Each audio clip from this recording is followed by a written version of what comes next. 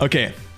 Alright, hello everybody, and welcome to yet another world record breakdown. I'm LuckersTurbo. I'm a professional caster and also content creator in Trackmania, but I'm also playing this game for 14 years already. I started back in 2009, and I would say that I'm not the worst player, especially when I try to understand things, and today I want to break down the campaign. I think this will be helpful for beginners who wants to maybe get just bronze or silver or even gold medals or all the times, but also to world record hunting, because for example I've said that on map 05 there will be a trick, and there is a trick. So you know, I have a good understanding of the game. I hope that players will learn from it, and yeah, here we go.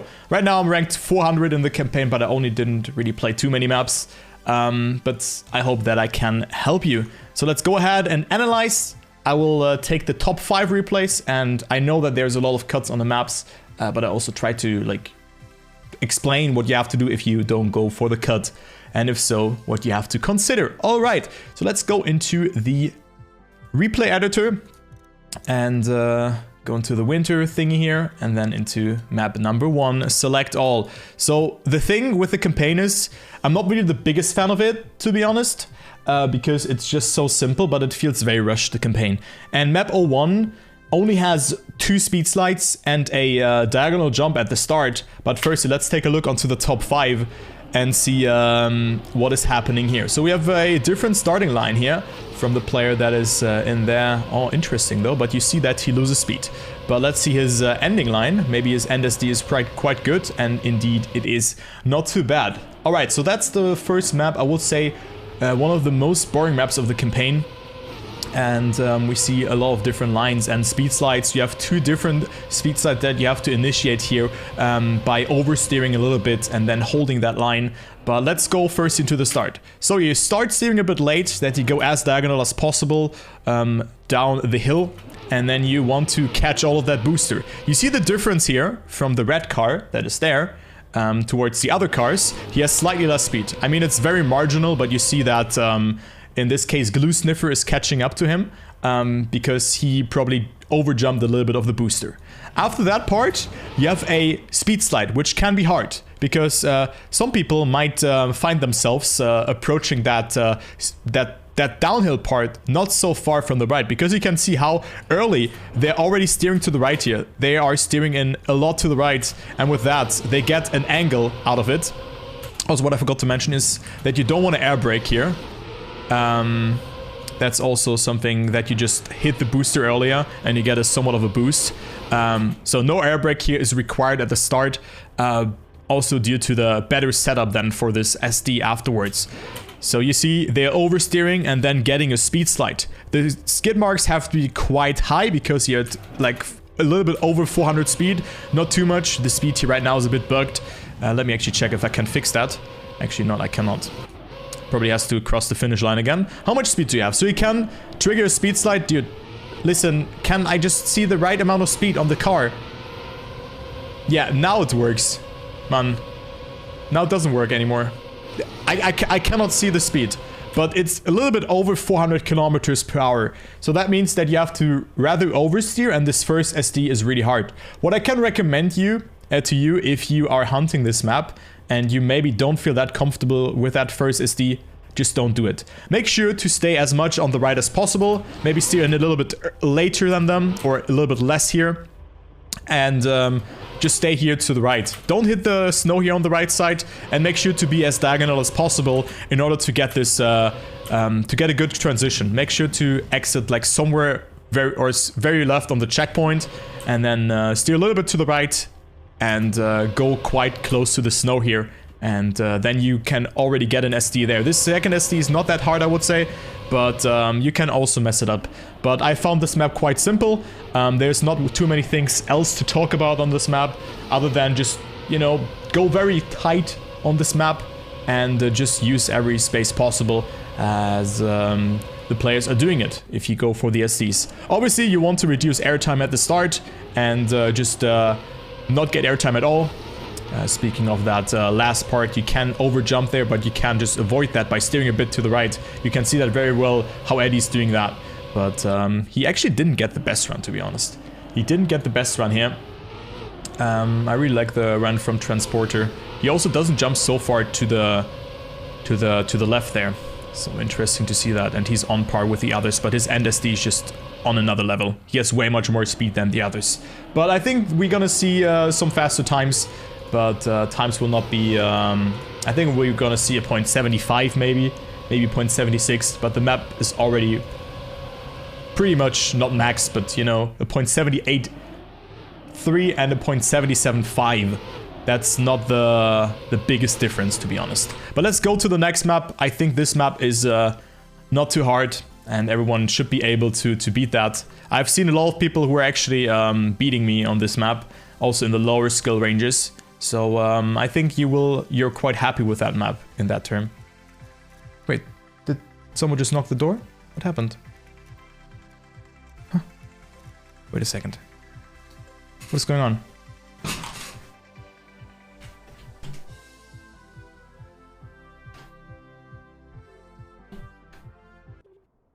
What's that, dude? Yeah, I heard a knock. What the fuck? Knock, knock? Who's there? Dude, that was a bit weird. Whatever. Map 1. Quite simple. Quite simple map as always. Alright, but let's go to map 2. Map 2 it is. I think a map where I still have top 100. But let's see what players are doing. So, you have a no slide there. You have actually 2 no slides, but I come to that later.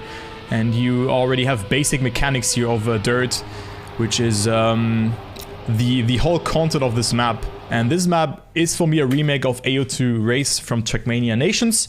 But let's go into it. So that is a pad map or an action key map. You have to no slide at the start because it's faster to just drift. You see the players don't have skid marks here, which is a skill that you have to learn eventually. But then now the magic happens because you have to stop steer, gear into 3rd gear, and then you gear into 4th again after that here. And then you don't shift into 5th afterwards, so you will just stay in gear number 4. But what I can tell you is that this angle for the second no slide, you know, you have to open the steering here for a second and then go a bit wider in order to firstly let the gear kick in and to align yourself with that turn. And then obviously predict your line with a no slide and no slide through this tight S-curve here, which is not easy. You can get airtime, you can oversteer, and also the gear afterwards is kicking in again. So you have to open up the steering again to avoid a gear shift bug, which will just happen also if you no slide. So that's why you want to do that. And then afterwards, if you're in gear 4, you want to speed slide, same as on dirt, but it's not a 400 km/h threshold. In this case, it's gear number 4, where you can start speed sliding, having very tight angles with your car, very tight drift angles, and you just want to do that up until the jump. You don't get up into 5th, but you can get a really, really nice and flowy jump. I think Shadowcrancer is showing that really nicely. You see how he is getting a lower jump than some of the others and jumping a bit earlier here, or landing a bit earlier, and also super good line from him. Look at that. That is a really good alignment, having a bit more speed and almost catching up to 1st with that. So good line from Shadowcrancer. I really have to say that. And he is gaining a little bit with that, but he didn't have the best start. He was already 1 car length behind, but a good ending from him. So that's what I can say. Then the ending, you know, you just want to approach the turn from as far left as possible. That's why you do that setup from the right, but obviously you also land earlier on that slope section and get a better approach for that. So it's a double victory scenario for you if you just do that. So good to see that. Then the ending is just straightforward. You can lose time there, but you just want to go as smooth as possible into there. I think that's it for this map. I mean, there's not really too much to talk about, other than maybe having... Yeah, if you have struggled with a no slide, you know, just go for the first no slide and then steer here and open up the steering when you gear up. That's like the most important thing. You will only lose like 10 to 20 speed, but you will still get a good time, especially in matchmaking. You know, this no slide can be very tricky, the second one, and the first one is doable regularly, but not the second one. So you know, just do that. You see, it's such a tight line where you have to open up the steering. You really need to have that in your veins, in your feelings. I still struggle to do that one consistently, even though I played this map for, let's say, half an hour. So let's go to the next map. I think this is a good map. I think just regard the main concept of Trackmania, and that's going from left to right, or approach the turn correctly. All right, let me go to map number 3, which is here. I should unselect all and all of that and see how we do that. All right, let's go to the next map, map 3. For me, one of the most unconventional maps, also due to the fact that we have a mechanic that we haven't really been seeing too much on those maps so far, which is a cancellation of a slide from ice. So let's see how Arizal does it here. Gets a no slide and then steering to the left in order to steer to the right. This really reminds me of one track of the day that we've had in the beginning, at the beginning of the game. Maybe some of you remember it. And I couldn't get my head around it. There was one map where you had to do exactly this trick, and it is not that easy. But you see, players are approaching from the right in order to get that right-ish momentum to steer to the left beforehand. So you see how Desi does it here. Let's just go with him again. He steers to the left, doesn't steer on the ice and steers a little bit. Does he steer to the right? But I think you can steer a little bit to the right. No, he doesn't. Okay. But he tries to angle his car in a way that he's not already in the left turn. You want to be a little bit over-angled towards the right side in order to get a no slide. It's like the same as on Island from Trackmania United, where you initiate a slide beforehand and then full steer, or like maximum or almost max full steer into the right in this case, or left, into the left in this case, in order to get that no slide around that corner. It's like the same, just a bit smoother, and then this one is a bit harder. You see, he steers to the left beforehand and now steers to the right, but the timing here is very hard to not get a slide. Because you have icy tires, your car is able to slide out a bit more likely, as well as if you're more to the right, Desi would have slid out, but he gets actually very good speed at the end and overtakes Arizal for that 4th position.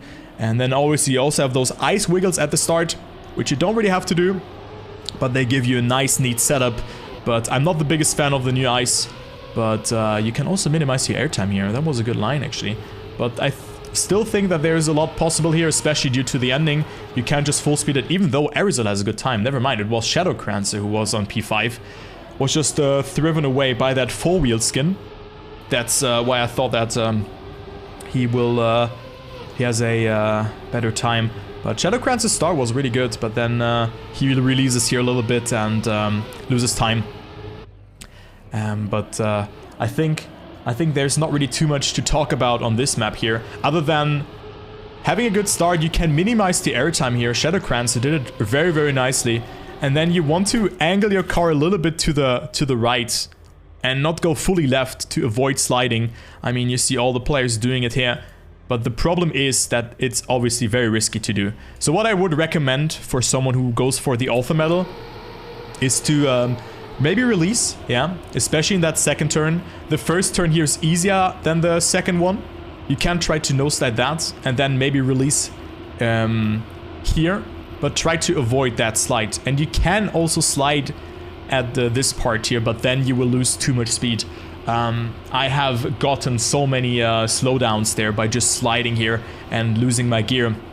So maybe you're just gonna try it. You can release, you will not lose too much. You will definitely catch up towards the people who are sliding. Yeah, just try it, get a feeling for it. There's a certain threshold, how much angle you can have in order to still survive. So very cool. You also don't need the ice wiggle. I'm also not doing it. Not really bothering to learn, and you don't wanna steer too much on the ice. So that's it for this map. I think this map is also very simple. In general, all of those first campaign maps are quite simple. Yeah, well, I think there's still more possible here, as we see some of this endings. Arizal has a really good ending though. You can see it here. He has gotten a lot of speed out of it, but Shadowcrancer still with a good starting line, but not the best ice wiggle beforehand. You lose a little bit of time towards the others, especially in that transition. Maybe it's not even faster, I don't know, but we're gonna find out at some point. All right, let me unselect and go to map 4 and see what we find there. Edit, zack. So guys, if you have any questions about the maps, I'm trying to do it as compelling as possible, then go ahead and tell me.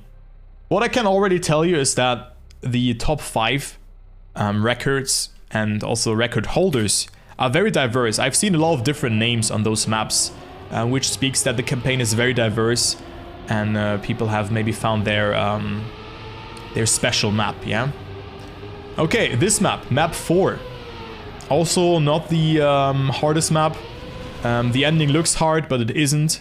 There's a consistent setup for it. But let's go through that. Let's go through this map. At the start, very important, let's just follow Java Koza. We have a drift, a small tap to get a good line. You can also do that one full speed, but then you will end up too far on the left. Your goal here is to get a no jump, to not jump, to accelerate all the way through, and then set up this turn from the very right to get this one full speed. This one is possible full speed, and then you also don't want to get airtime here. That's why they steer to the right. If they didn't steer to the right, they would get airtime. So you see it, they don't get airtime and accelerate even further. And then this ending turn is, I'm not sure if that's full speed actually. Let me quickly here. I think it's a small release if I recall it correctly. And then the ending zoop is just, it's an insta air brake when you lift off and a steering to the left. Like I did a right left beforehand in order to get that zoop, and you will just excel into the finish. Like you get so much speed out of it due to the super reactor boost.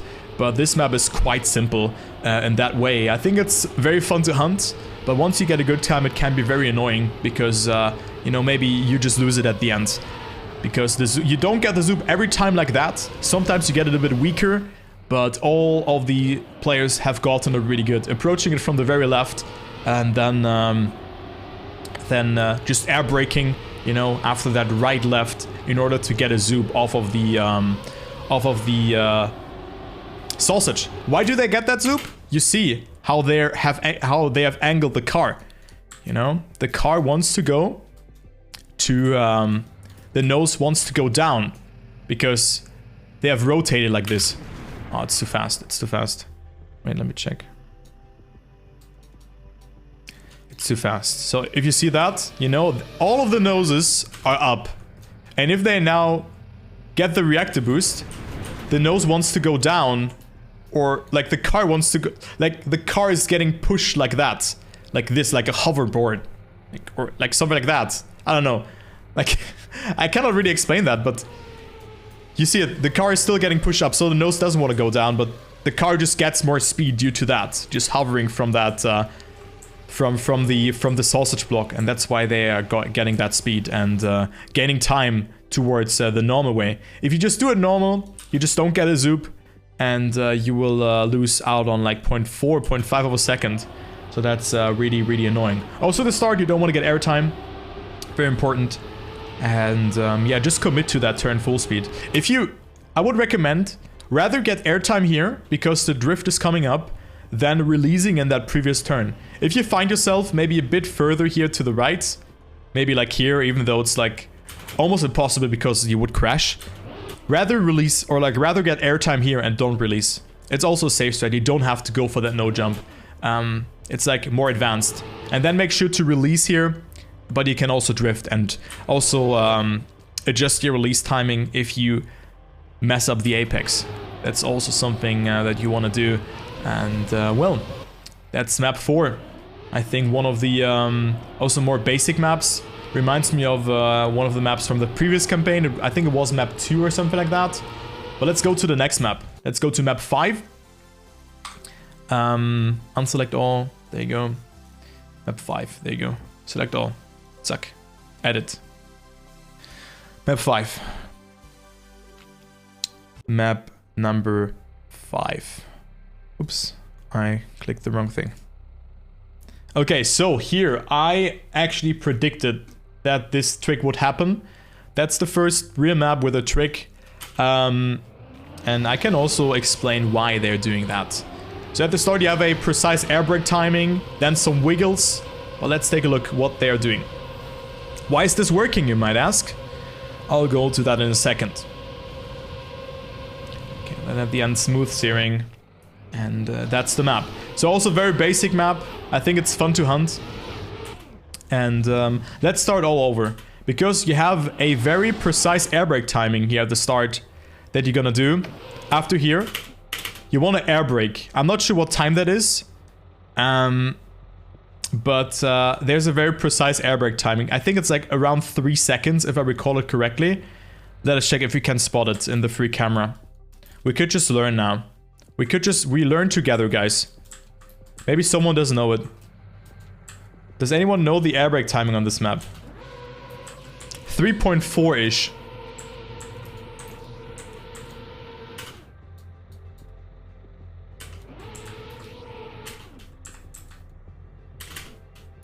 Do we see any lights? Oh, here. Is that a light? 3.4. Oh, wait. You see it there. You see it there. Wait. Oh, did you see it or am I tripping? Okay, the first one is air braking at 3.4 seconds. You see the rotation has stopped for one car. And the others are doing it a bit later, so around 3.4 seconds. You want to air brake in order to get a better landing. And what they're doing then is is the same trick that you do on map 2. Because that also occurs on the plastic surface, and that is a wiggle. Yeah? Let me quickly change the camera.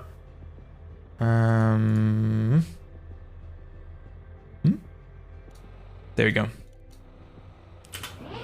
And that is a wiggle. Oh, great. We see nothing.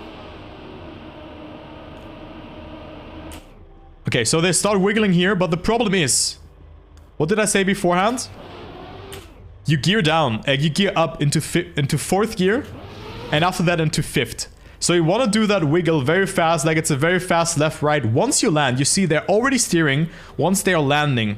But you want to do it in a very, very precise way. Else you oversteer and you lose speed. So it will not be a speed slide. It will just be a normal slide and you will lose speed. So you do that. Gear up into 4th.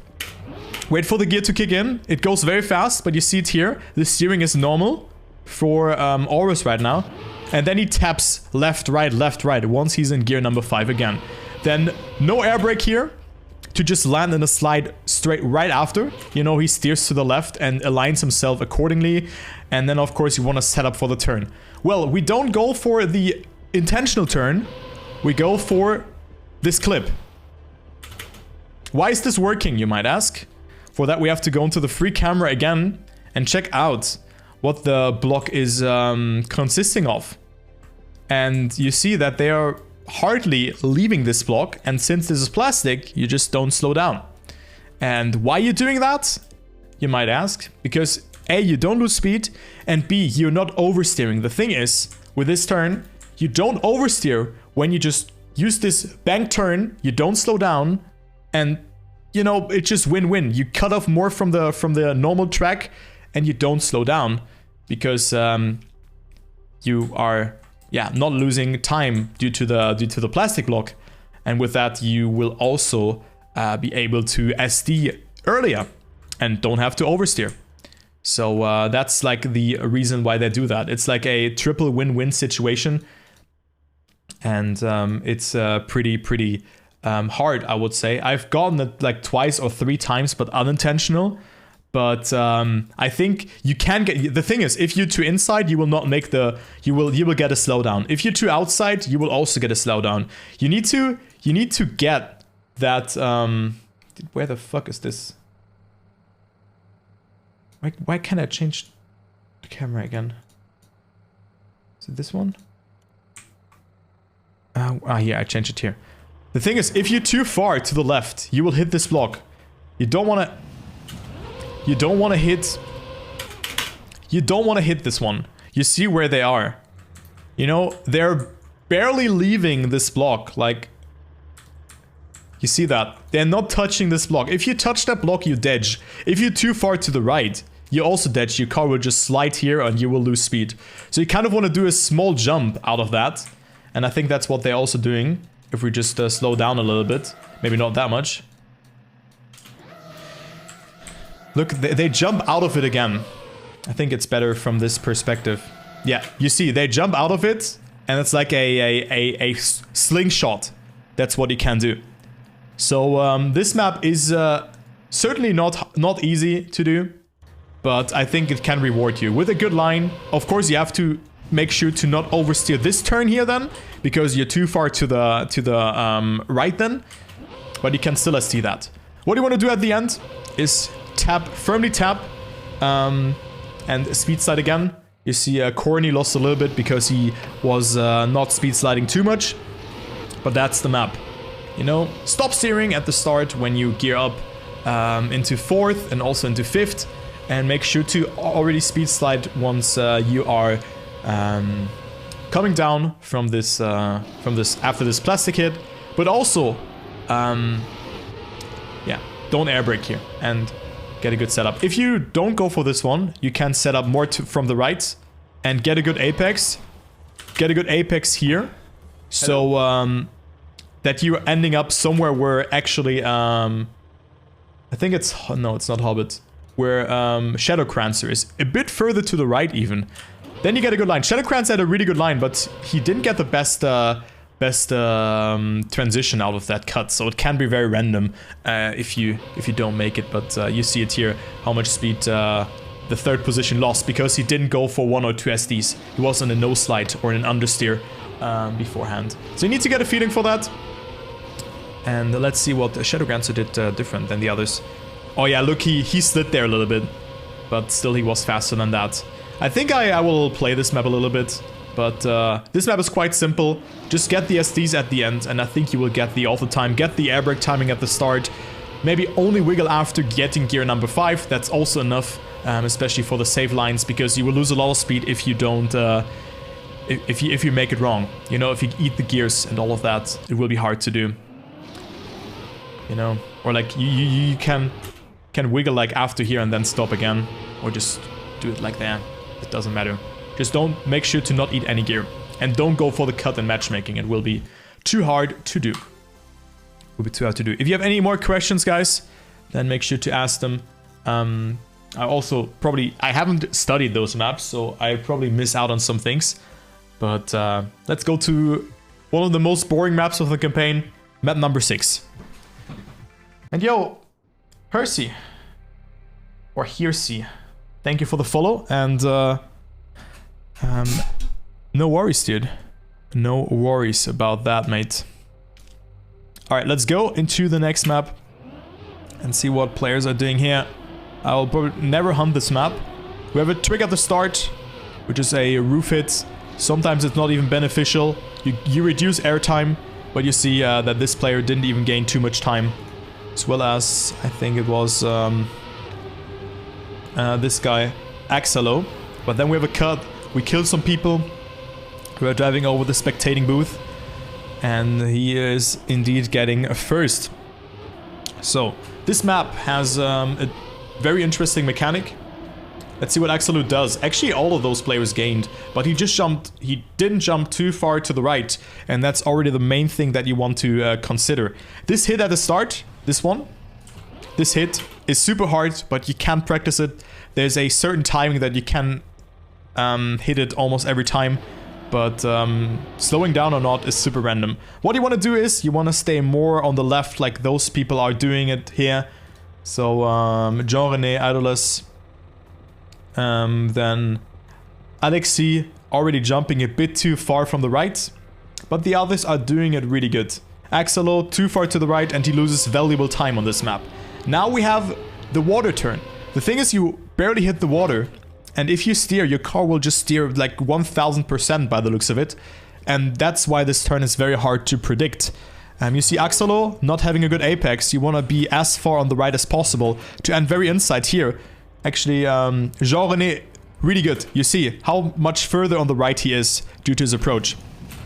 So let's take a look onto Jean-René. Having the best start, losing a bit of time here. Yeah. But look how much he's catching up again. He didn't fully commit to that turn, but he would have been ahead. And then the cut. Obviously, you don't want to slow down here. So I cannot really tell you too much about it. Joe messed it up because he didn't land in the slide. He oversteered. And that's how he lost that speed. But what you want to do at the end is you also want to jump. If you don't go for the cut, you want to jump far to the right. Same principle as on map 2. I'm quickly going to show that after the cut. Maybe I can figure something out there. But the cut is all about not slowing down. So maybe get a small ramp cut. Is everyone going for the ramp cut actually? I mean, everyone is landing tilted. If you don't land tilted, you are losing it. Everyone is landing tilted here. And that's why they are not slowing down. And Mark, we are explaining the campaign right now. Thank you so much for the raid. I am going in depth into the campaign. And thank you so much for the raid. We're currently explaining map number 6. Get out your papers, your Noten, you know. Get out your Noten here, guys. Get them out. We are analyzing the campaign. And after that, we play some matchmaking. Thank you very much for the raid, Mark. I really appreciate it. Welcome, everybody. Hello, Shraz. Hello, Zuzi. Hello, Jumpy. And everyone else. Hello, hello, everybody. Hyper X Rage. And everyone else. So let's continue. I hope you guys can learn something. You know, but what you want to do here at the end is when you do go for the cut, don't jump too far to the right, but also you don't want to get a slowdown. How do you not get a slowdown is landing tilted. Like everyone is doing that. And then obviously getting that turning point here to not hit the ramp and not go too far to the right. This guy almost failed it. Wow, that was such a good transition. Holy shit. What was that, dude? What the fuck was that? Huh? Oh my god, dude.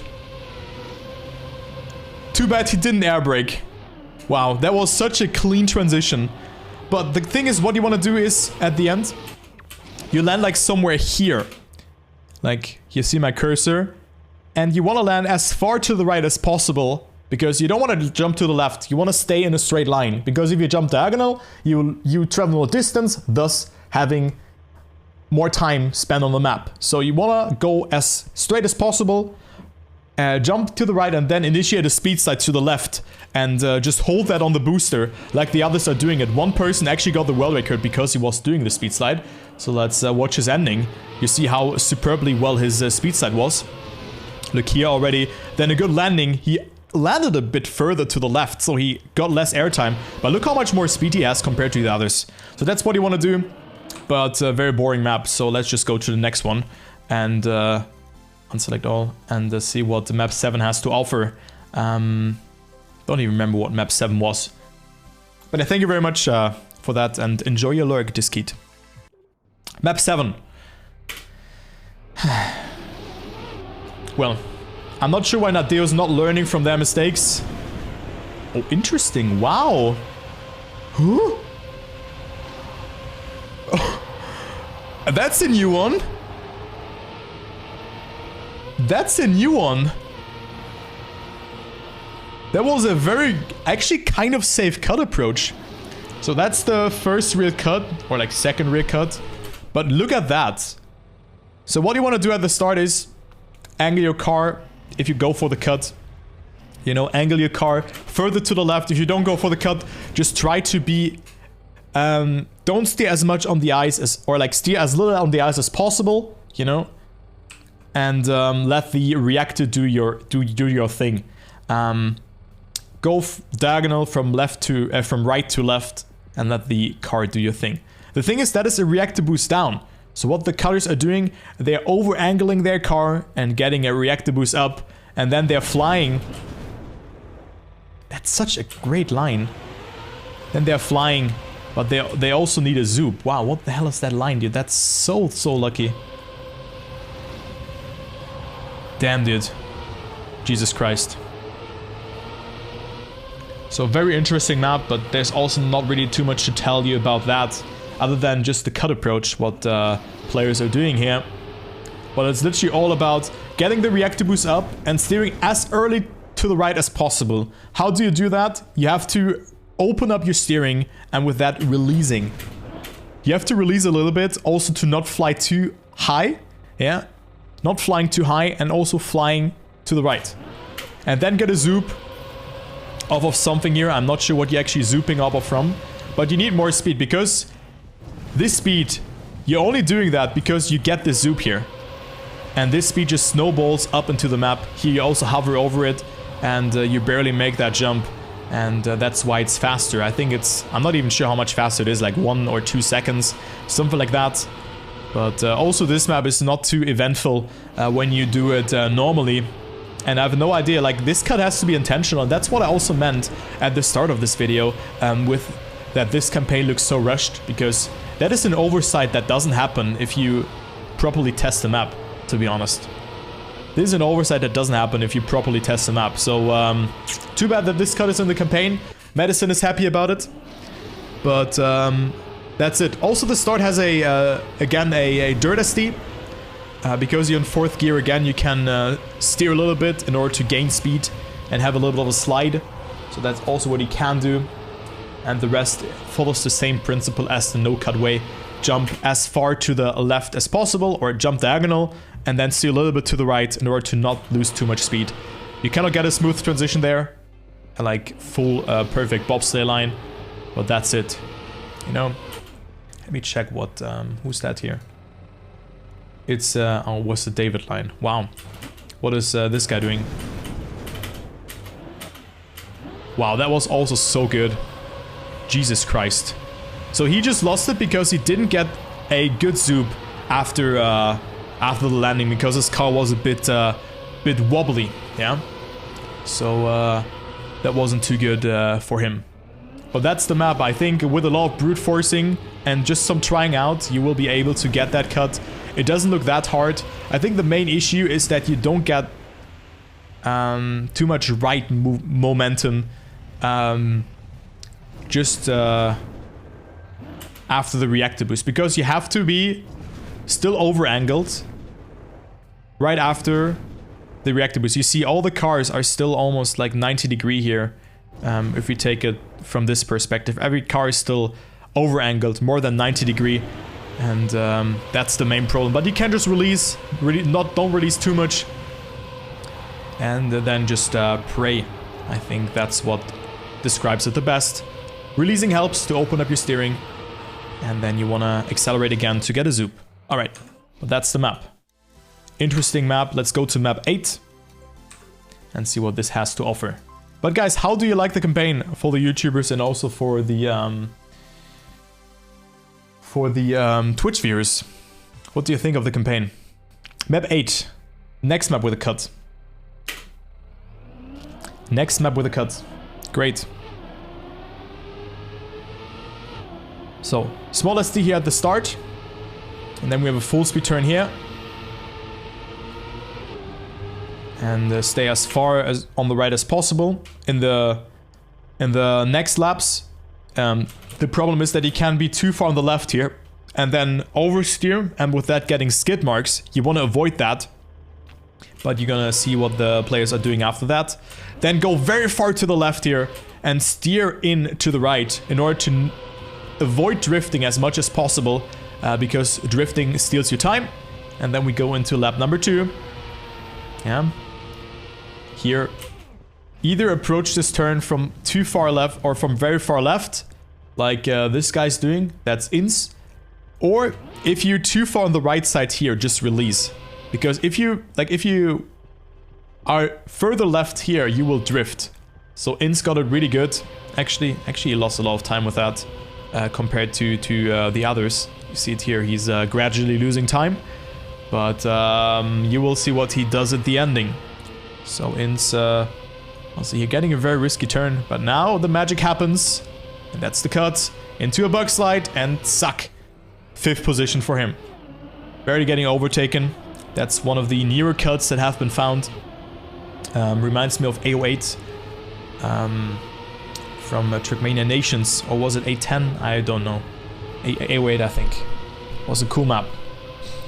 But I think the main thing here on this map is this wall ride before the lap change. And we could definitely talk about that. So let's see, Afi has a really good run. Yeah. And you see how early he steers to the right. And how far up, how high he stays. Then he just gradually taps to get around that turn. You know, even get some SDs going on. And going super close to that part. So you want to avoid oversteering, and that's how I also lose my time here. It can be tricky because the turn already starts, like this turn already starts here. Because you need to get a good drift, or you need to get a good turn. Let's go into lap 2. Thing is, you need to get a good drift in order to have a good approach from the very left. You see how left Afi goes. He's so far on the left side here, overdrifts a little bit, and then fully steers right in order to have a good setup here. You know, if you're further right here, you have to oversteer this plastic part as well as this plastic part. You know, you will lose a lot of time, or you just land up further here to the right, which you want to avoid. That's why they are doing this exact setup. You know, it's all for this turn. Then just let the turn do its thing, this funnel thing, and you are good to go. But that map is just all about feeling. But if you lose time, try to, like, if you're too far on the right here, you lose. You know, try to be as far left as possible. Don't release too much though, but a release sometimes is better in hindsight than a full speed turn. So that's what I can tell you, and that's how you can also achieve the author medal. The cut is for a different day, just plastic things. But let's take a look how the world record does the cut. It's Hobbit, who successfully did the cut. He also had a really good start actually, wow. Oh no, never mind, it wasn't Hobbit. Never mind, he was on Quentin. Wait, Hobbit beat the cutter. Boah. Boah. That was close. There was 19 thousandths. Hobbit beat the cutter. So that's actually not that much faster. It's a couple of tenths. But wow. Damn. What a run, dude. What a run. So the cut is hard, but I try to comprehend it. He got a bad cut. He got a bad buck slide. Let's say it like that.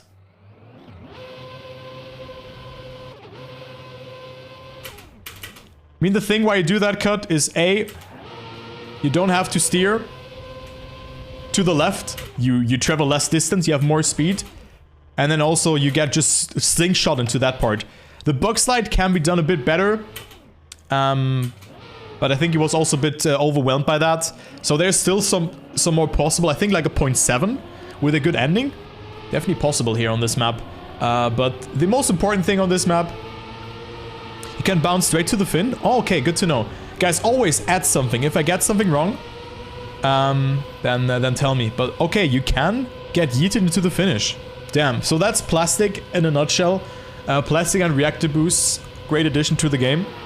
But, well, you also don't slow down with plastic. It's the same principle as on map 5, just that the outside border here is plastic and not only the top part of it.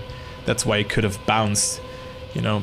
So, that's what you have to consider on this map. Alright, let's see Hobbit's cut again. So you see how he approaches it. Just firmly hits that one and then gets a buck slide. Steers to the right there. Alright, that was map 8. Let's go to map 9. Which is the last single digit map, obviously. Obviously it is. I was Quentin cutting, yeah, not Hobbit, true. True. It was Quentin guy cutting. Alright. Soon he will cut. So on this map you have a lot of nasty gears. Let's see what Mime did on this one. Was it Forever? I think it's Mime. Yep, it's Mime. Mime with a very good start, now a bit mudded. And mudded again after the end. Okay, so here on this map, you have a nasty gear at the start. What you can do, and that for me was always a bit more beneficial, was to not air brake the start. You see, I think one player didn't air brake. Or like some players, like Solivagen didn't air brake. And sometimes you can... The thing is, if you land on a slide here at the start, you're dead. So you need to wait a little bit to steer in. You see all the players. Let me go into slow-mo. They wait for the gear to kick in order to steer. But what happens now is if you oversteer, you will lose the gear instantly again, and you can't hit this inside corner. This happened to me so often. And if you steer too little, you will end up somewhere here on the left, and you will hit that barrier. So this turn requires some practice. It's very tricky. I find it very hard to do. But one thing that really helped me is to air brake and also approach it from a bit further left. You can go full left, but then you obviously lose time. But that helps you. Still better than to lose a gear. Then here, you know, main principle of Trackmania, reduce airtime. I think Solivagen got it pretty good, but he had to oversteer because his car was a bit wobbly, but got a good approach for that section. So he caught up, then jumped full to the right there. Also avoid steering as much as possible. And then he went super inside there, losing a bit of speed. But again, traveling less distance and setting yourself up for that turn very nicely. So close fight between the players. And I think Jake Ray's world record here is pretty good. Only the start was there that wasn't that good compared to mine, who was just one car length ahead. But then lost it here because Jake Ray went a bit further inside. But main principle on this map, reduce airtime as much as possible. And avoid airtime as much as possible. So on this sector here, after here you can approach a little bit from the middle. You don't have to go that extreme. Maybe go a bit further right and then jump kind of smooth into it. And also here, don't go from the left, go from the right. Do not get airtime. As well as here, jump to the right. But here it's not about reducing airtime. It's about steering as little as possible and setting yourself up for the left turn that comes afterwards. And then go a little bit from further up here to use this slope to your advantage and not get airtime as well. Don't oversteer, jump to the full right there and get a good turn at the end. But very good ending from Jake, that's what I can tell you. But tricky gears on this map, but once it works in your favor, you know, it will be great. So it's all about holding that first gear at the start, and then this map will just snowball and you will eventually make it. Also in that sausage turn, you want to stay on the outside in order to not get airtime and accelerate faster. I think that's it. Any question about this map, guys? I think that should be fine. That should be a fine deal.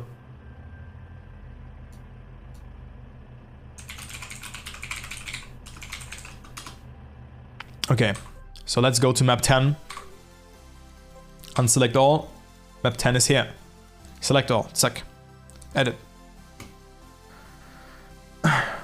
Okay. Let's download some ghosts.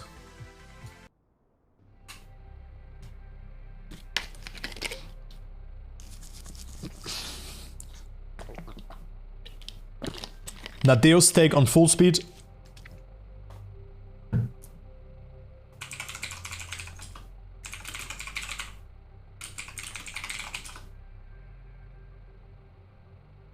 Wait, what the hell?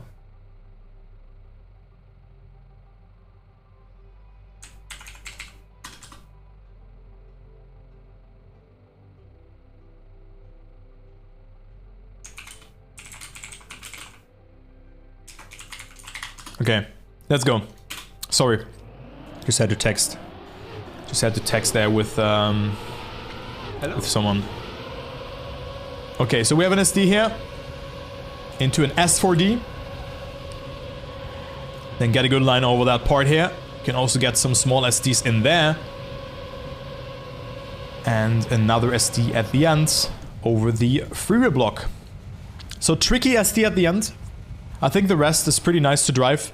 Here at the start, reduce airtime. Don't go too far to the left. Just steer a little bit to the left. And then go diagonal to the booster and steer to the right. Stay very tight there in order to reduce the distance that you are driving. Then here as well, go very tight to that corner. You know, travel as little distance as possible. You can go very close there as well. Hello. And now, the thing is, on this map, which is really weird, the booster, maybe you see it, but the booster is grass. The booster is out of grass. So you touch grass here. Yeah, we don't play Elden Ring, but we still touch grass. Which is weird, because you think, okay, I want to initiate the speed slide here, but what you want to avoid on this one here is to oversteer. You already want to set up for the SD, but you don't want to oversteer. That's like the problem on it. Like if we go into this camera again, you see the players. Wait, what is that camera, dude? They're not oversteering, they are rather speed sliding on it. And then nearby the ending, they're opening up their steering to get a drift and hold a good SD there.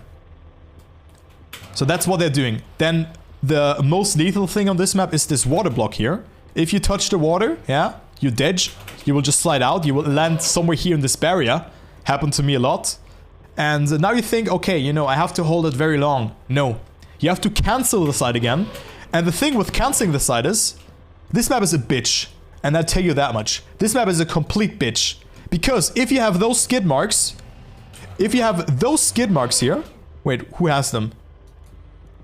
Those skid marks that, who has them? Jan has them, you see. He has a no slide. If you hold that no slide and you go for another S4D here, that you have to go for, that is mandatory. If you go for that, you will not get it. So you have to sometimes cancel the slide twice, 3 times. So what I can recommend if you go for all the time, don't go for any SD. If you are brave enough, go for the first one, then go for the last one on this map.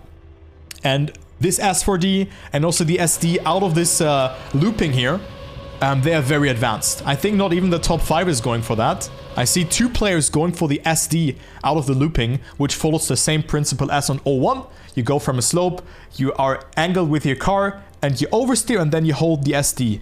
You're not faster than 600 kilometers per hour. That's, yeah, looping, whatever that is, like looping block, like the U-turn thingy. You know what I mean? Wall ride, yeah, it's a weird wall ride with some SDs and all of that. But man, you know what I mean. Don't be that picky, guys, come on. Don't be that picky. Come on. But you don't have to go for an SD there. But what is important on this one is the fact that you can also use those grass patches to initiate an SD down there. But just smooth steer and that will work out. Then here at the end, you don't want to full steer, because if you full steer, yeah, you're faster than 600 kilometers per hour, your car will automatically slide out. You want to do that nearby the ending, and then you get an SD. But the problem with that SD is, you see how Jan is angled. You're freewheeled here, so there's no coming back. And if you jump too far to the left, you dodge. Especially with a freewheel attached, you will not be able to catch up to it, and sometimes you just fail to jump. So just smoothly at the end, or with a keyboard, just tap and make sure to get a no slide out of it beforehand. There you go. So this no slide here. And also what's important here is that you I kind of want to avoid having skid marks there as well. It makes it a bit harder to do that SD at the end. But it's just SD heaven. You know, SDs are not that easy. But what I can recommend to you, if you only want to go for all the time, just try to avoid the water, get a good line. Don't hit the grass patch here, and also don't oversteer on this part. Approach it from a little bit further left, the wall right, or you know, might take a looping, and then just let the looping wall right thingy do its thing. Just do that. Just do that, and at the end, you know, stop steering on the grass or just after it, and angle yourself accordingly. All right, let's go to map 11. Select all, edit. Zack. There you go. Also, Silbernes Gold and Archie Looker, thanks for the follow. Another small trick on this map again that I didn't know. This is a cool map, yeah, map 11. And let's see what we have to do here. So we have a bank turn here with a nifty elevation change. Quite hard to predict your turn, your slide as well as here. Yeah, you have to go a bit more inside than you think. And then you can just jump here to the left. Zack. Which is not particularly that much faster, as you've seen. One person in the top 3 didn't do it. I think it was Hobbit, if I recalled it correctly. Yep, Hobbit didn't go for it, so he will accelerate more. He's ahead, but here he has to oversteer. You see the difference of his skid marks and how much further he's to the left. So that's why he loses time. So let's see, is this even faster? Probably not, because Hobbit gained time towards the others, because he had more speed. I mean, a little. I think it's almost even, actually. It's almost even. But what I would recommend to you guys, also if you go for the AT, and that's probably an easy AT then, just try to jump here to the left. Just jump to the left and stay on that section here for a little bit and then make it into the ending. Probably then an easy AT medal. And also at the start, again, you jump to the right in order to minimize airtime and already do an SD. Do an SD, minimize airtime there as well, using that slope as well as here, you know, and then set yourself up for the drift. Don't brake or anything. Do another small SD here on this patch. Elcon is doing it really nicely. Good drift from Elcon as well, and land smooth in there. SD on the grass as well by tapping the steering, or just hold it with a controller.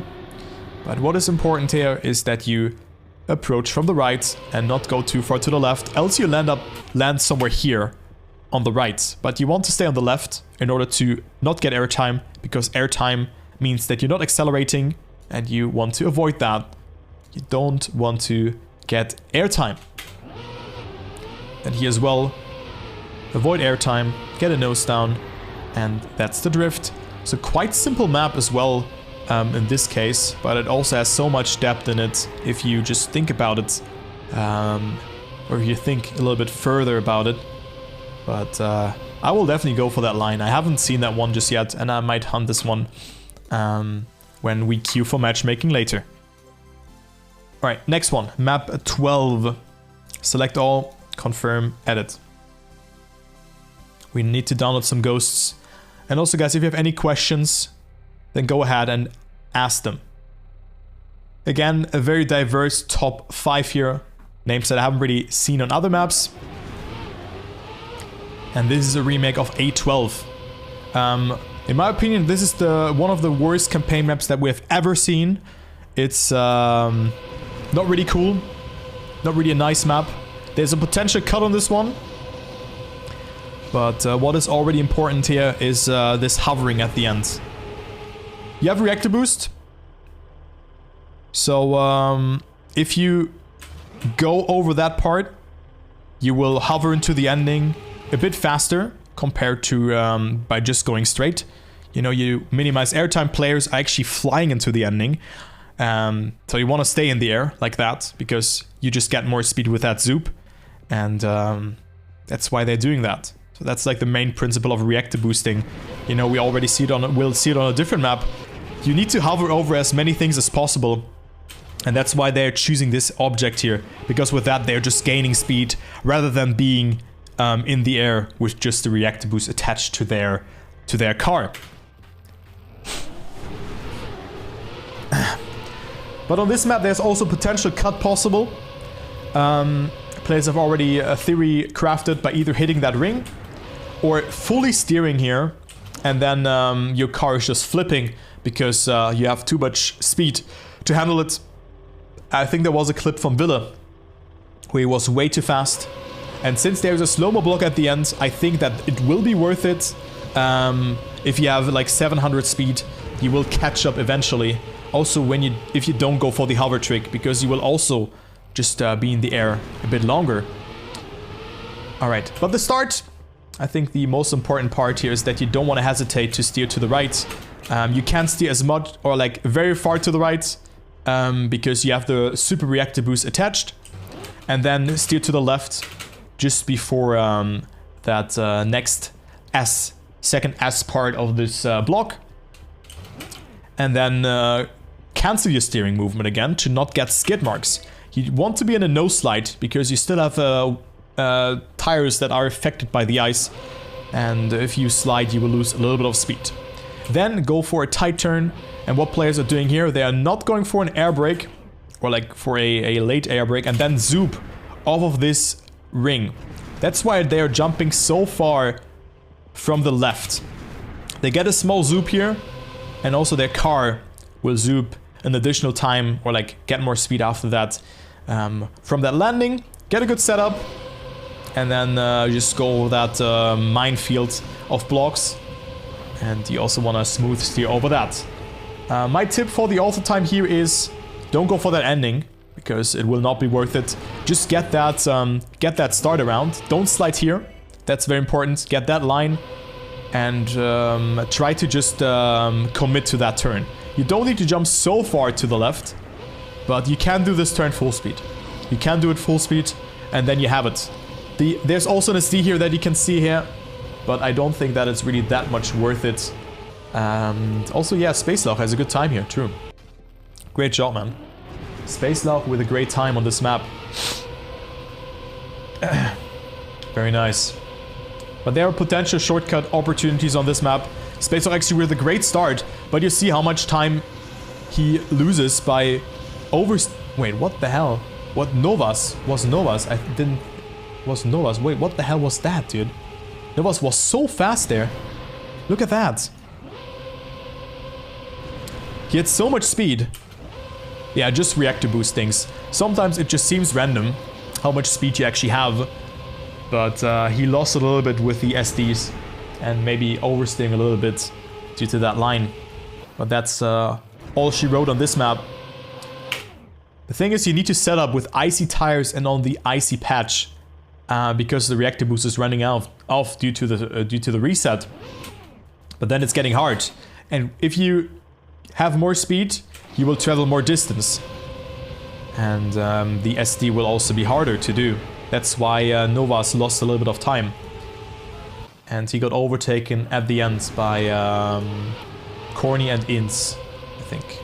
Ince has the world record. He had a little bit less speed. Oh, dude, Ince so wicked into the ending. Wow, this ending looks so sketchy though. It looks like such a sketchy ending. Anyways, weird map. Let's go to map 13 and see what we have on that one. Map 13. Another cut on this map. Reactor boost up into a zoop. But that is a different zoop that has happened here. But guys, for your fellow mappers, if you ever put a reactor boost up on a map or reactor boost down, super reactor boost, be very careful. Be very careful. So what happens here? Reactor boost up, wall hits, go back, and then you can either, that's the old strat, you can either go from, go instantly and not slow down, and then zoom off of this corner here, but then you run into danger to hit that reset ring. Yeah. Or like that reset block. I mean, earlier. I mean, the thing is, the reset is there. Period. There's a reset ring. But the thing is, you need that zoop. The map is this strategy is worthless without the zoop. But you see how much faster they are. They're just at 600 speed already. Yeah? With that one. And then this turn here is a no slide usually. How do you zoop? That's a good question actually. I try to answer that as coherent as possible, but it is not like straightforward. The thing is, you have reactor boost up, and your car wants to hover over the over that part. You see their noses are going. Look how they're faced. Their noses are going down. The thing now is, they're releasing, and all of a sudden, they start to accelerate again. But their car wants to stabilize, you know? and one edge, you know, imagine like you fly off like this. You know, yeah, you have a plane and all of a sudden, like, you cannot really explain that. Like how can I explain that accordingly? Like, your car is hovering like this, but it wants to stabilize. So you get speed that your back is like wants to stabilize again. I think, does it explain the problem here? It might do. It's like a thing that you want to do, but you don't want to. You can also do it when you're straight, but that's sometimes a bit hard. But you just fly over a block and you accelerate, and that's how you get that speed. Because usually the reactor boost makes you very fast. Let's see. You see it here. Like, I mean, you cannot air brake with reactor boost at first place, but you accelerate at a very precise timing and just hover over the block. That's how you do it. It needs a little bit of luck. It's not consistent, but you eventually will get it. Then here an oversteer into a no slide to lose a little bit of time. The same trick as on map number was it 04, 03, something like that. I think like that, yeah. All right. But yeah, interesting Zoop. Like, what is the real mechanic behind it? It's just that you slow down, you get a lot of speed by just accelerating again because your car just has to go somewhere. You know, it's a sudden change of movement because with reactor boost you're accelerating very fast. But there we have medicine, and I think that's a valuable message that he has in the chat. The best Zoop you get is if your front nose is a bit higher than your back part. Okay. Also, if you're not tilted sideways, the Zoop is better. If you zoom over to the scenery, you're also better if you are tilted. So you aren't tilted compared to the Zoop object. So you aren't tilted compared to the Zoop object. Ah, okay. Interesting. I got you, homie. IzzyGaming_official has gifted a sub to Medicine 9268. Wow. Okay, you can see it here. They're like hovering like that. So I was wrong because their nose was down, but after that, they just zoop like that. So your car is just going places. It just zooms around, and yeah, your nose is a bit further up. It's a bit higher than the back part. So that's why the zoop has happened. And the car didn't tilt, so that's why the zoop also happened. And yeah, you just zooped over an elevation change as well. And I think that's why the zoop is so beneficial on this map. I hope that this was coherent, but just try it out, you will get a feeling for it. The reactor boost thingy is still, yeah, pretty undiscovered, I would say, even though the game is out for a long time. There have been hardly any player that has really mastered it other than Medicine. Did I miss any map? Was it map 13 that we just watched? It's now map 14, right? I hope that I'm not... yeah. That's why you bark at the start. We bark, guys. Dude, I don't even remember this map. Holy shit. Ah, I do remember it. I do remember it now. That's a very nice map, actually. That's a very nice map. Cool full screen map. And one of the maps without a cut.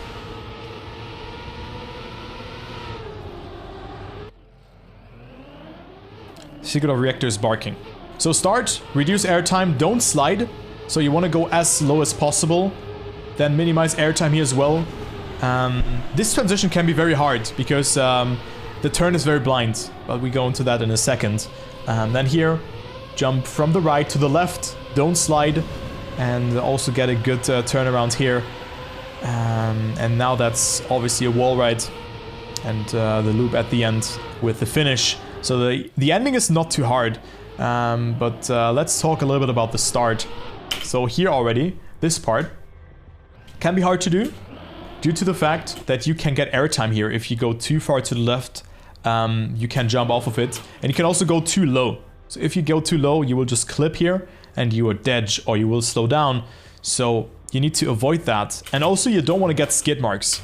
Or like only get this two-wheel slide, this no slide, in order to yeah, not drift. Because if you drift, you will lose speed. You don't want to do that. Then this transition, you can approach from the very right in order to gain as much speed as possible. Every player has done it quite nicely here. This transition from the very right again. But the thing is, you have to stop steering in order to not... If you continue steering there, you're too far on the right side. And then you have to oversteer, readjust, and you're in the mud. You know, you want to not get airtime here and not drift. And then a very nice and neat drift on this corner here as well. Set up on the right side, so don't overdrift it. Because this will set you up for this turn. Don't slide here as well. Gather as much speed as possible. Go very low. Go low here as well. You still have reactor boost here. Don't get airtime. You can get a small SD out of this one. But it's not really that beneficial. Stay very far on the left on this looping. Because you don't want to get skid marks here. If you go here on the right side, you have to adjust your steering. And if you are on the left side, you don't get skid marks. So again, minimization of skid marks. Get the most amount of speed as possible for the ending. So very cool map, but also not that easy. It's quite tricky to comprehend it, especially this turn, because it's so blind. And also this no steer movement is very unintuitive for a beginner player, or even for me. When I played this map for the first time, it felt like a very, very weird turn combination. So that's why, yeah, this map can be tricky. Also with that start. Okay, so no slide here. Minimization of airtime, approach from the right. Don't get skid marks here. Go very low, stop steering here. Steer again. Get a good apex for that drift as well. That comes along with that as well. And then we just set up for this full speed ending. We want to maintain as much speed as possible. That's where you go from the very left. Don't steer as much. And also get the reactor a little bit longer. Even though there's a reset already. But it's a cool map. Probably one of the best maps from the campaign, to be honest. And I might want to hunt this one, actually. This looks fun.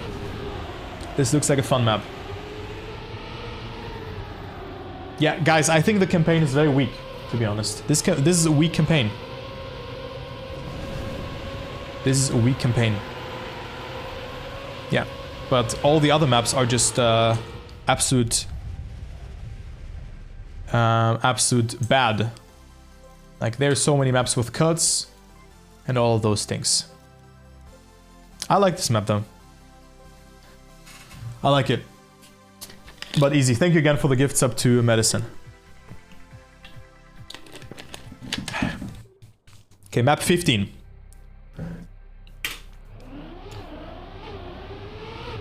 What was that again? Ah, this one. Okay. So sometimes I have seen a map only once because I literally finished them, got all the medal, moved on. But this is also a really good map. You see already this cut jump at the start, or like shortcut.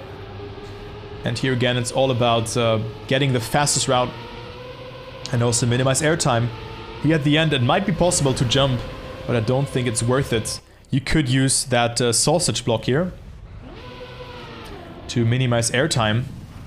Some players tried that, but I'm not sure if that is even working out. I doubt it, to be honest. I doubt that this is possible. Okay, so at the start, we have a lot of PF starts. It's 5 seconds of nothing.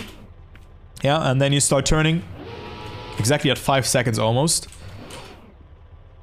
You can already set up for the drift by no air braking. So you get skid marks and then just tap around that corner and to get that apex. Hold that gear here.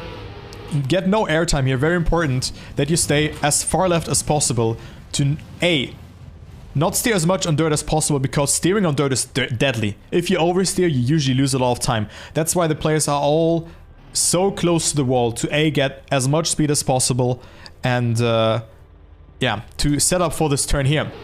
Because you can apparently jump over that part. Yeah, looks pretty tight because you then also have to set up for this one here. But if you stay a little bit to the right, you will not get airtime. So that's it. And you also set up very, very nicely for that sausage part here, where you jump very awkwardly out of it. But just don't get skid marks out of it. Actually, interesting line there from... who's that? From Loso. You know, he tap drifts here. And then counter steers into a late air brake or a later air brake. Not insta air brake. You see it here. He air brakes late in order to not get skid marks and landing a bit earlier. So this line works out. Then don't get airtime here at the end. So moment for a nosedive. And I think that was Tween. Let's see how he does it. Okay, so Tween. Oh, that's a great line. Tween jumps here a little bit to tilt his car. And the tilt movement is transitioning into another flowy landing. And he gets a bit more speed with that at the ending. Very nice line from Tween. Looks quite tricky, but that's why he's one of the best players out there. And he snowballs. Oh my god, Tween, what did you do at the start? I've just seen that now. He landed on the barrier to get even more speed out of it. Wow, what a great run from Tween. Also here, good landing. You know, if you go for those skids that Tween has, you need to go very close there to the border to the right, because he went for a different nose-side approach. You see it here again. Tween has so much speed and a quite late apex, early apex, that he ends up so far on the right. And since you don't want to have skid marks, or like barely any skid marks and have to smooth steer, you have to like go so close to that corner. Does he have more speed with that? You see it here. Also, Walton has a bit more speed. But also, is that just...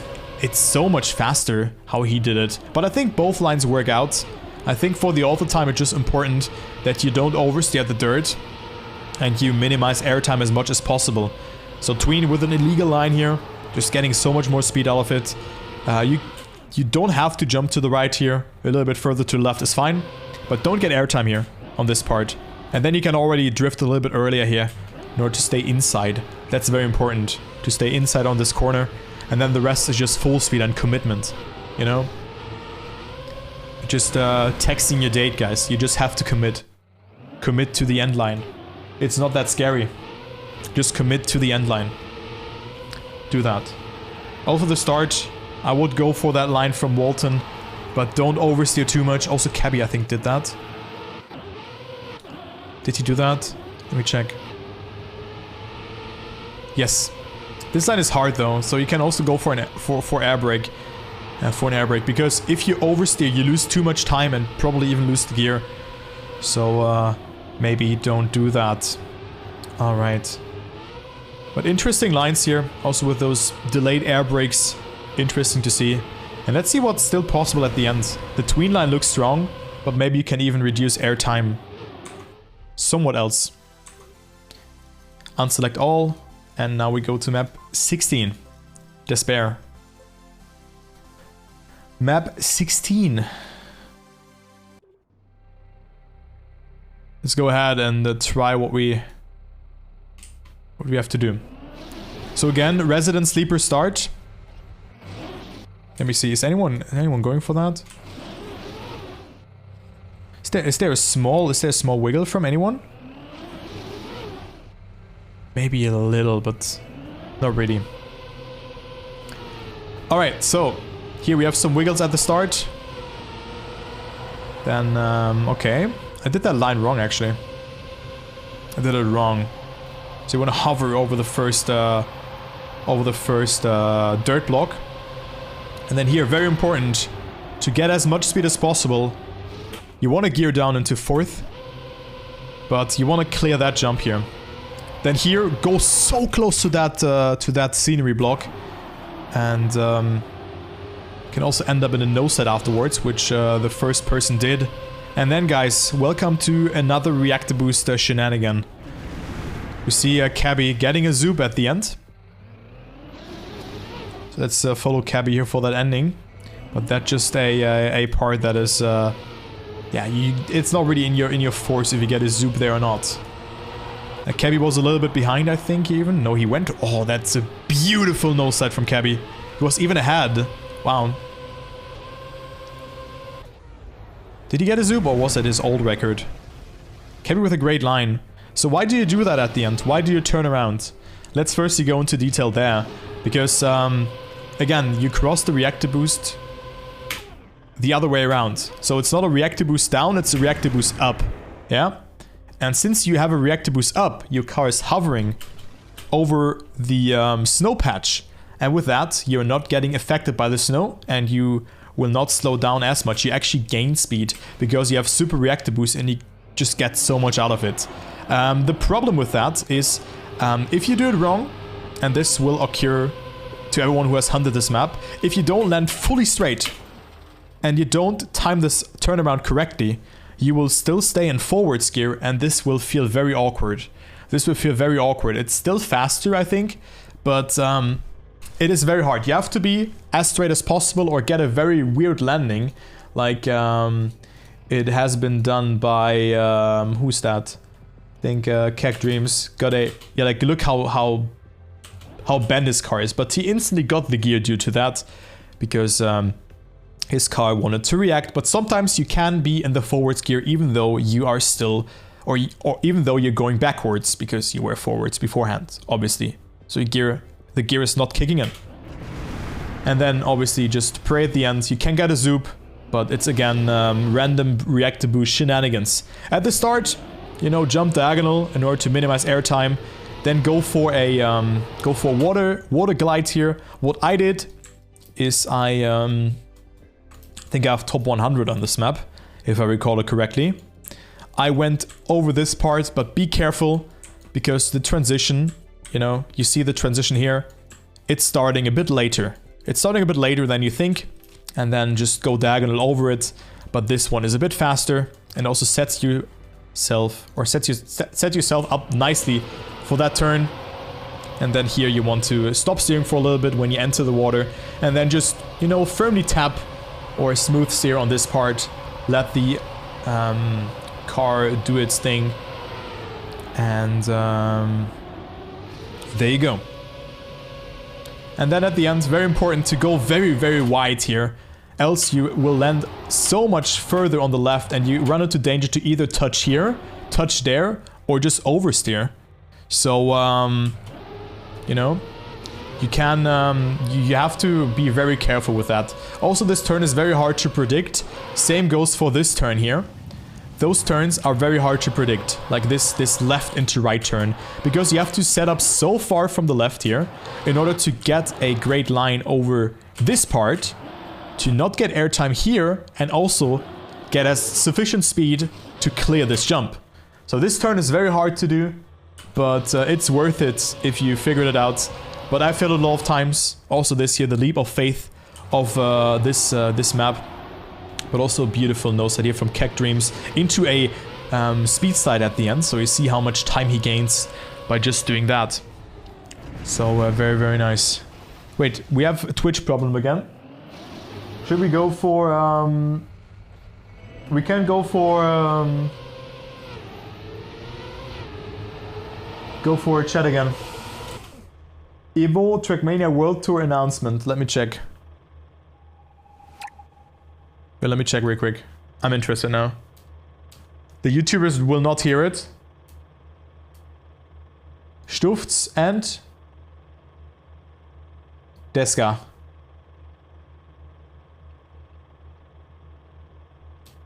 Cool.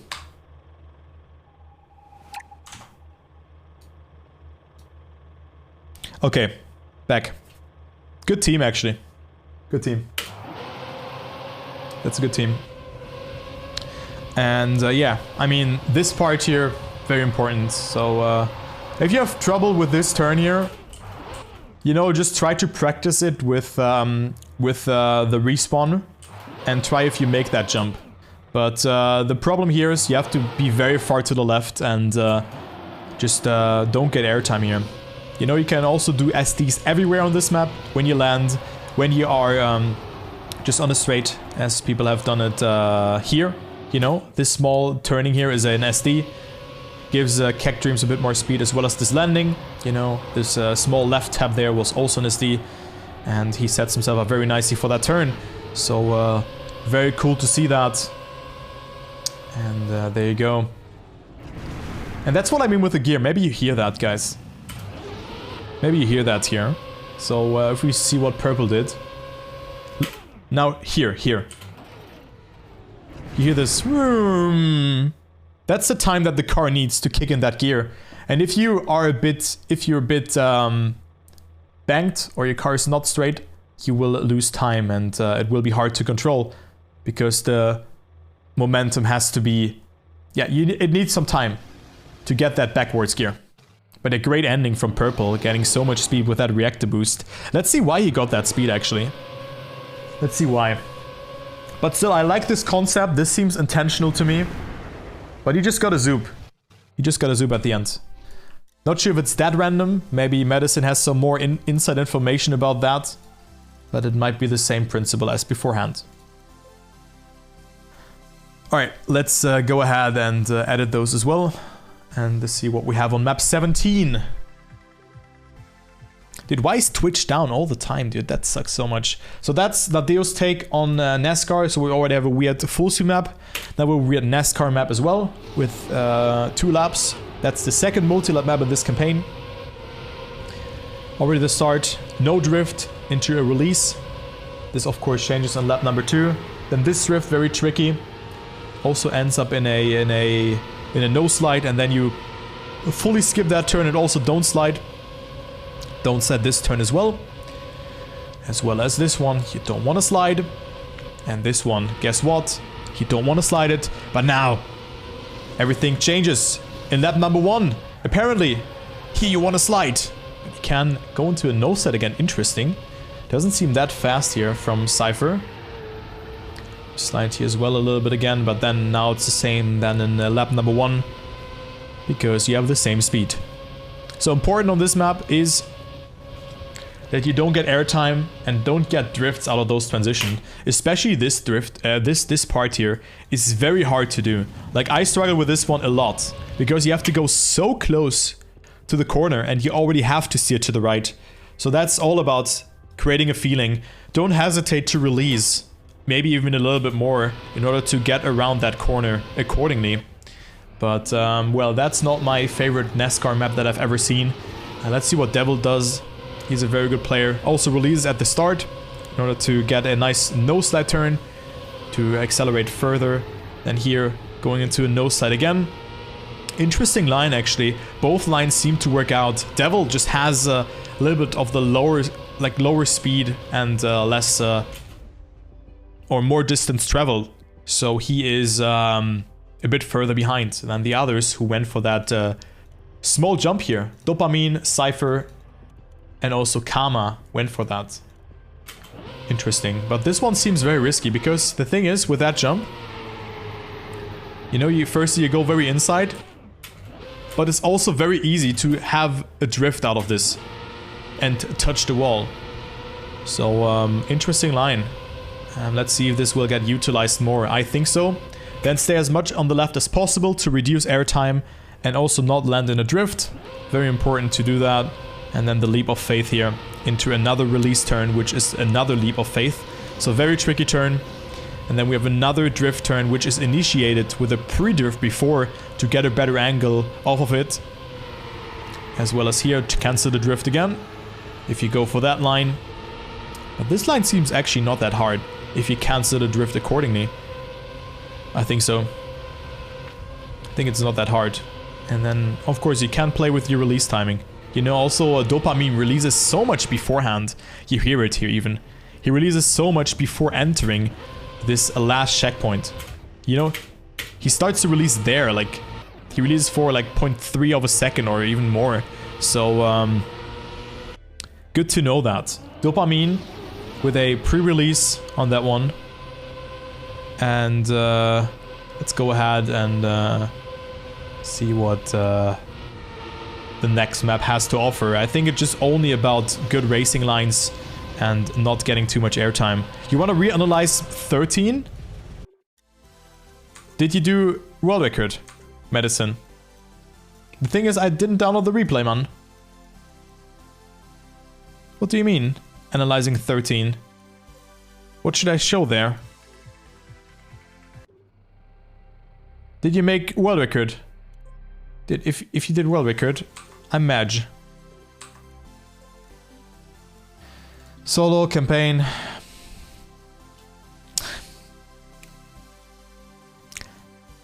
Huh?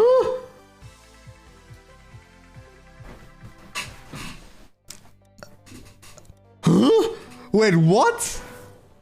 Wait a minute.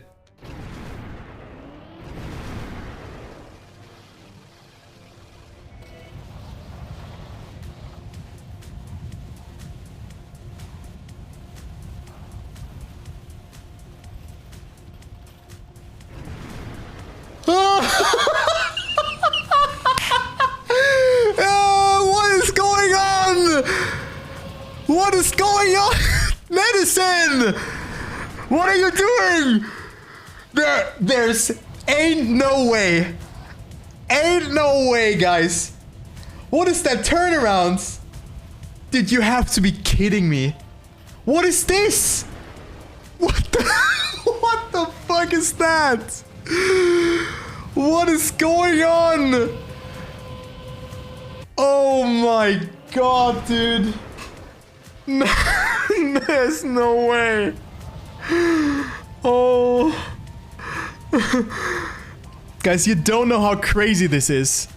This turnaround here is incredible. Oh my god, dude.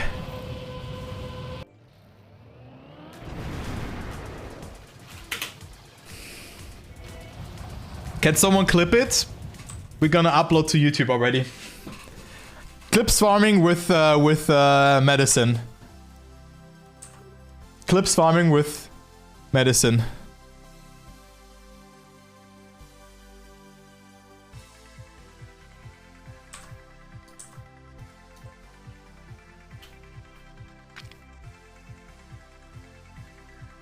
Exclamation mark clip or what? Okay, let's go to... Where was I? What map was I? Let me check. I was a bit thrown away by that record. Okay, we're at map 18. Map 18. Play a track, local tracks. Wait, no, I want to analyze. Create, replay editor.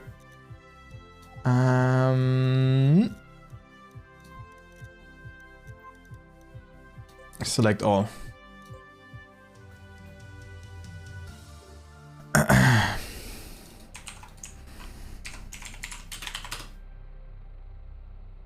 Interesting user though, Lexion. Interesting. Not sure if you're trolling, but hey, you banned. Bob. All right, next map. Map number 18. Grass map. Let's see what we have on this one. What the hell, medicine? That is unreal.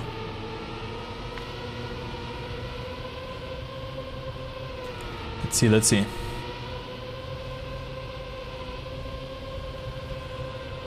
Okay, so here again we have grass, and that means speed sliding. Speed sliding. Guys, we need to clip, we need to farm the medicine. Ah, dude. Listen. We need to farm the medicine clips. We need to farm them. Now it's working. Let's see.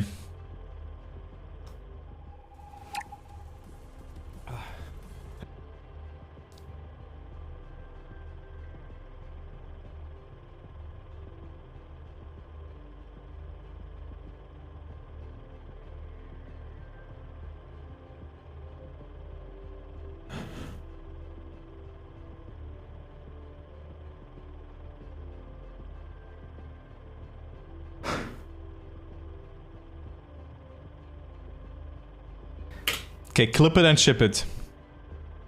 Download. Zack. Guys, we go to the clip channel. We go to the clip channel. We uploading. Video hochladen. What are those fucking shorts, dude? I never watch shorts here. Zack. We need a title and we need to link medicine. Okay. Medicine, what is your YouTube? I'm gonna link you. make sure to subscribe to Medicine. I mean, you were saying? What were you saying? You wanna reanalyze map 13? Yeah, sure, I'll definitely do. But that's clip farming with Medicine. Just link me the video. What is Medicine? Wait, what is your title? Okay. Guys, we need a title. What is Medicine, the reactor boost god? Zack. There you go. Clip it and ship it. Why does this... Wait, what is happening?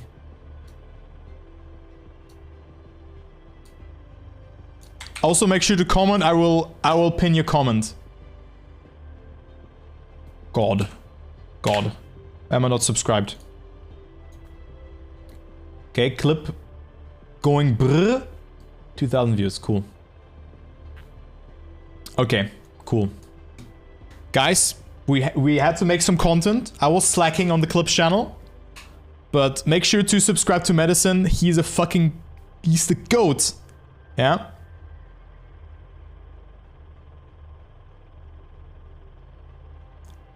And, well, just make sure to do that. But we were thriven away. Let's go ahead and reanalyze the campaign. I should have write dog under it, but hey. So we have done that. Oh my god, dude. What the hell is going on? What the hell, dude? Whew. Guys, that was something.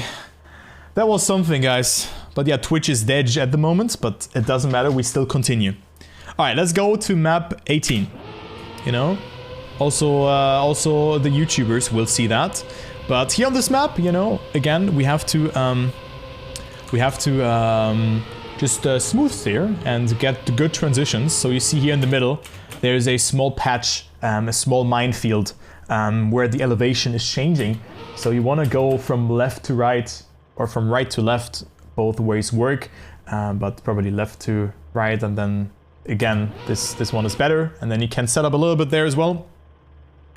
Press tab. Why should I press tab? I want to see the dingsbums. I want to see the ghosts and swap around. But I can also do it like that. You know, it's a quality of life. Thank you, Okans. We're gonna do it like that. I think that's better. But sometimes I'm swapping around, so that's a bit bad. But I think it's better actually if I just press tab. I think it's better because then, you know, it's just pressing tab again and I'm like that. But that might be too chaotic. So start, you know, since I'm sometimes going like that, it's a bit better. Start, hit the apex, go very tight here in order to let the reactor boost do its thing. You know, you want to spend as little time as possible on the grass section. That's why the reactor boost is accelerating yourself. And then also go for a... no side there on this patch of the reset block and go in between triangle and checkpoint. Then don't get airtime here, or just a little bit, a tiny bit is fine. Set yourself up nicely for an SD. You see players are not oversteering, maximum having this amount of steering movement. Then getting another SD there, as well as here. A brief firmly sliding in order to gain speed and not oversteering. So you can do that by either tapping with your controller or keyboard, or by tapping or by smooth steering with your controller. What am I saying? Obviously. Okay, then here, set up for this transition in order to not get airtime as well. I struggle with that one actually, but as you can see, players are approaching it a little bit further from the right, even further from the right, and quite diagonal. Not very direct. That's why they have such a tight, or like such a low angle towards that, in comparison to that high angle that you have. Like, you want to be very straight towards that transition. Then do some more SDs during the ending. Get a nice transition here as well. You know, you can get a bump here quite easily, and then the ending is just another SDing, not oversteering the ending, and well, SDing that part as well. So it's all about this those first couple of lines to build up some momentum, get all of those no slides out, and accumulate as much speed as possible. That's how the map works. You see here, like player number 5, which is Hill, lost a little bit at the start, and he is still running behind, or he's still behind off of the others. And also here, this transition seems vital, because this sets yourself up, or this sets you up for this turnaround, but also for this whole line, because you don't want to oversteer here. If you oversteer, you just lose time. You lose precious time. You obviously have to oversteer for that jump and for that line here before the small ending jump. But other than that, you don't really want to oversteer. That's the minimization that you have to aim for in this map. So very cool map. I like this one. Probably also one of the better campaign maps. And let's see what is happening on map number 19. Wow, Medicine. Dude, I'm still flushed by that world record. I have to say that. I'm still flushed. So guys, make sure to check out this video and tell me if this is if this isn't wicked.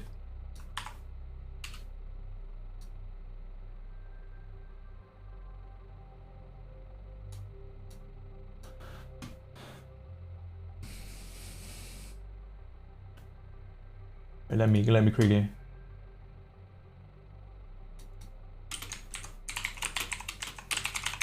Let me do that in the title. New 13 cut.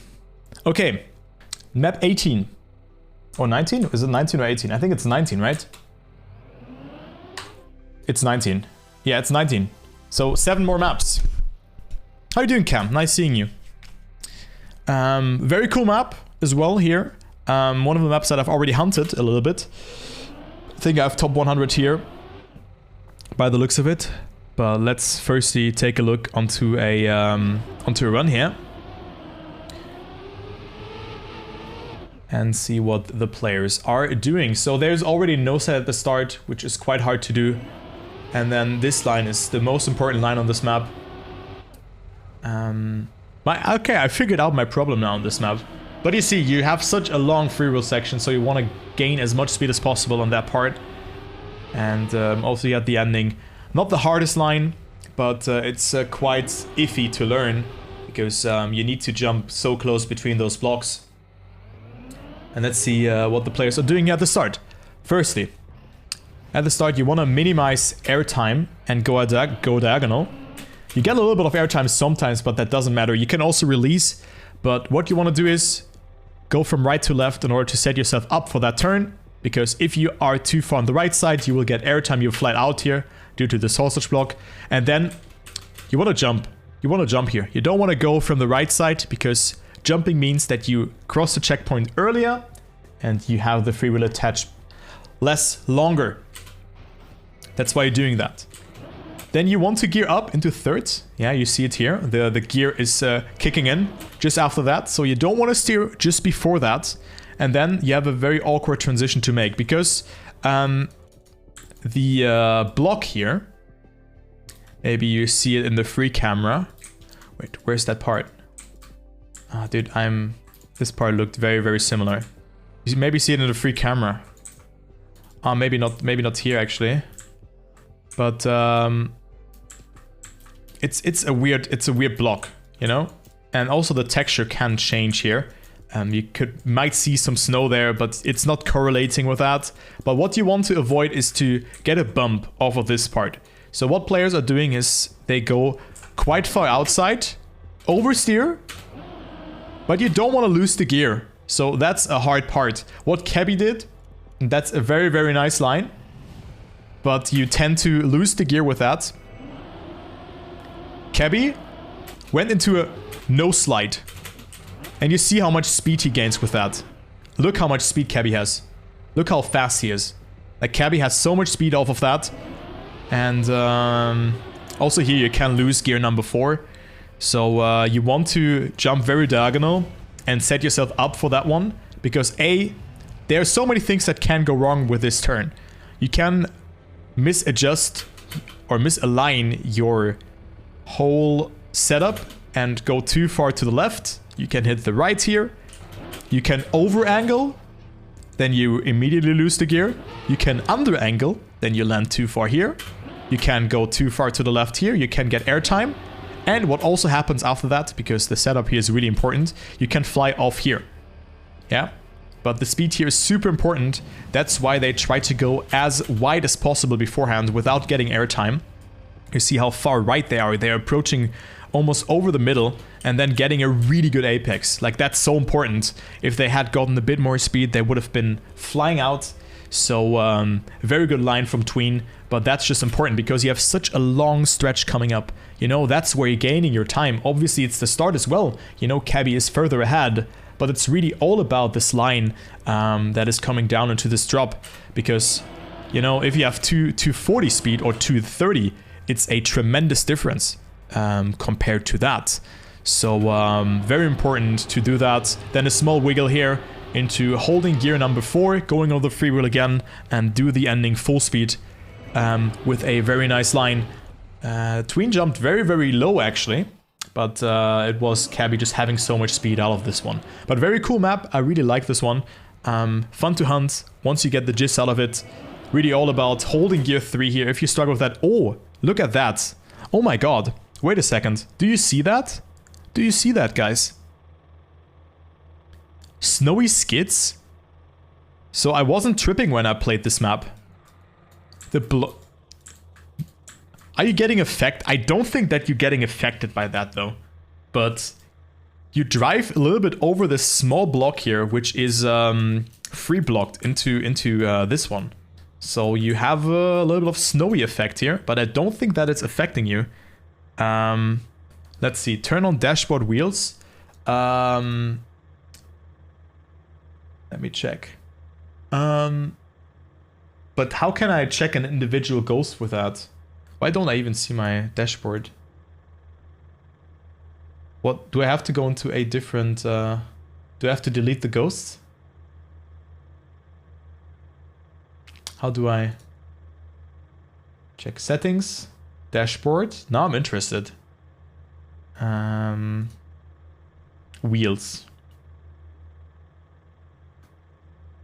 Wait, what? Why don't I have wheels? Let's delete the ghosts out of here.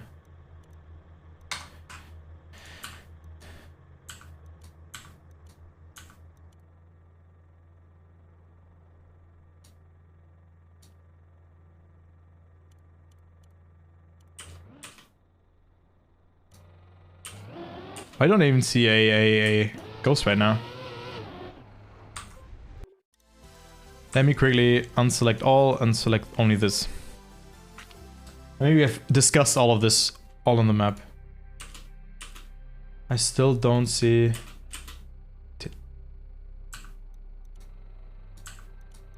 I still don't see it.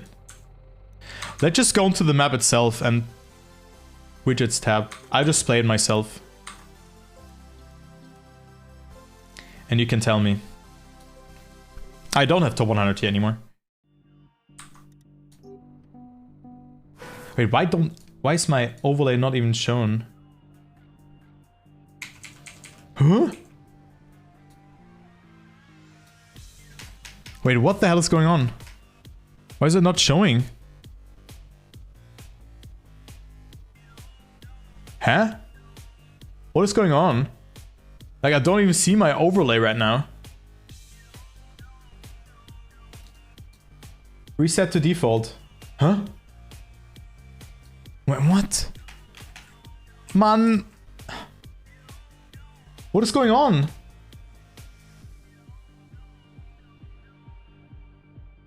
Huh? Okay, guys, we do the old thing, open manager. Where's dashboard? Where are you? Search dashboard. Dashboard. Info. Hello. Uninstall. Install. Ta-da! Mildly concerned.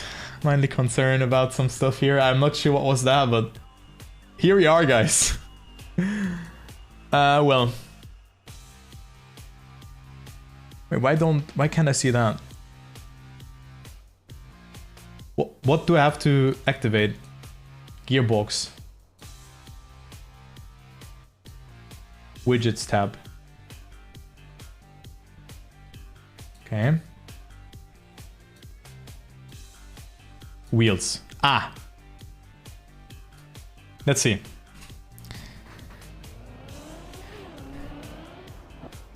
Let's see. Yeah, I don't care right now if this is good or not.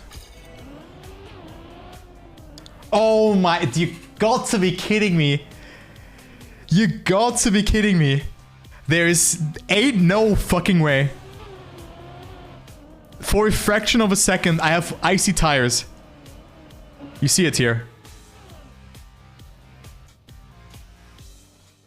Real... Dude. Wait, you're gonna see it now. Oh my, there's no fucking way.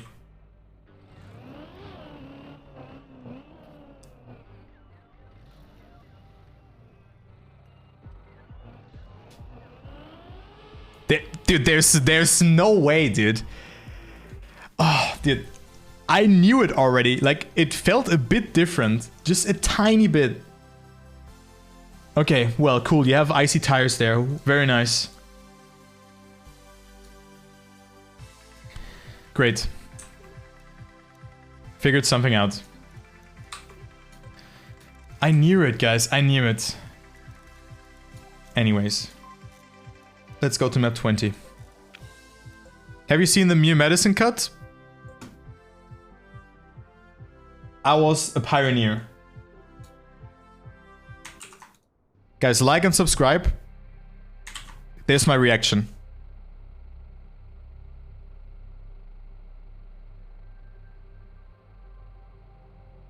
Guys, go to the moon, but also make sure to subscribe to Medicine.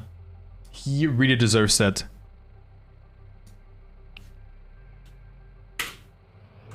Okay, next map. Map 20. Also a map that I've played only once so far. But I've seen a wicked 360 here and some nice ice wiggles, an air brake at the start. So let's see one full run. Alright. Nice release timing to not get the gear. And then a 360. I will also go into detail why you do that 360. But it's literally almost equal. But wicked, I think that was from, even from... no, it wasn't from Alcon. But okay, let's go to the map. I think also that's one of the best campaign maps here. Very, very cool map. Okay, what do you do at the start? You get a flowy landing by air braking and get your nose down with that so that you accelerate faster. How you do that? You steer a little bit to the right beforehand. You see it here, the players will go and steer a little bit to the right there. Or you just stop steering a little bit because you already have that left momentum. And then you just go down and try to get as little steering movement as possible. Or if you're advanced, you go for an ice wiggle. As you see, the other players are doing that. Alright, into the next part. You have a nice transition here, a nice drift, which sets you up for that one. You don't want to gear up into 5th, actually, because if you're in 5th gear, you will slide out. Nice ice set here. You can go for 360 because you have to open up your steering anyway, so it doesn't matter too much. So either you go for a 360, which is obviously a bit more risky. So let's go with Nave. But you see, he hardly loses time because either you brake or you release, so it doesn't matter at all. I think releasing gives you a better landing, but just a tiny bit. You see, it's hardly any difference. And then you set yourself up nice for the ending. Small plastic SD on that part. And then another ice slide in gear 5. So you want to be you want to hold a very, very firm ice slide, because that's actually a very cool ice slide as well, because you hit the ending anyway, even if you hit the wall. So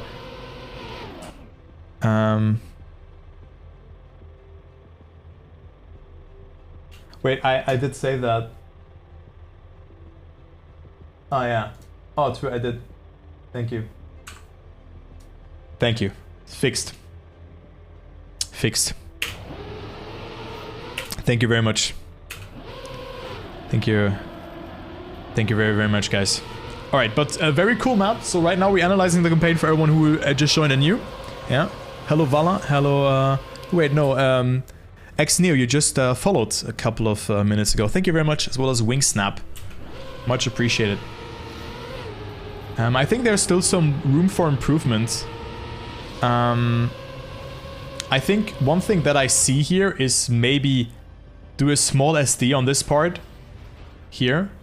Maybe a small SD is possible, but I'm not sure how hard that is. To be honest. But this might end up with more speed. But the thing is, you already have to align... align yourself... Or align very nicely for that part. We see one SD here from Beat. But he also uses that drift to... Does he actually SD? Yeah, a tiny bit. But he loses speed with that. Because he drifted. But look at this setup. Wow. Beat with the overtake here. What position is he before that? Okay, he was actually on first. He had a lot of speed. So maybe it was hard for him to handle. He also oversteered the plastic. Was a bit too far to the right. But he comes back quite nicely. And damn. Damn, that's crazy. Well, Vabus, didn't I already say that? I already explained that. I already explained why you do that, even. Because either you release or you brake, so it hardly makes any difference. So gear 4 ice light and yeah, either braking or releasing. The 360 is harder, but of course you get style points with that. And yeah, well then just a small plastic wiggle. And that's the last map in the red series. And yeah, it's also hard to set up that jump. That's correct. It's not an easy jump because you have to release in a very, very weird way. You know, you don't want to over-rotate.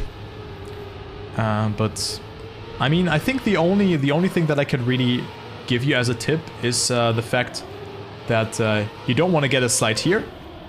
I think that's very important. Then don't hesitate. Just try to full commit. Full commit. As, you know, as IRL. Full commit there. Then release here a little bit. Do not get gear 5. Really important. Because if you get gear 5, you slide out. And then also here, don't get a drift. And just do it full speed. Just try to do it full speed. And then you will get it. And at the end, you know, just try to hold a very, very thin ice slide.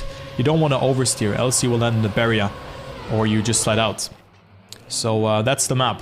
I think more advanced, but very cool map. One of the best campaign maps. And let's go to map number 21. And we have only 5 more maps, including this one, left.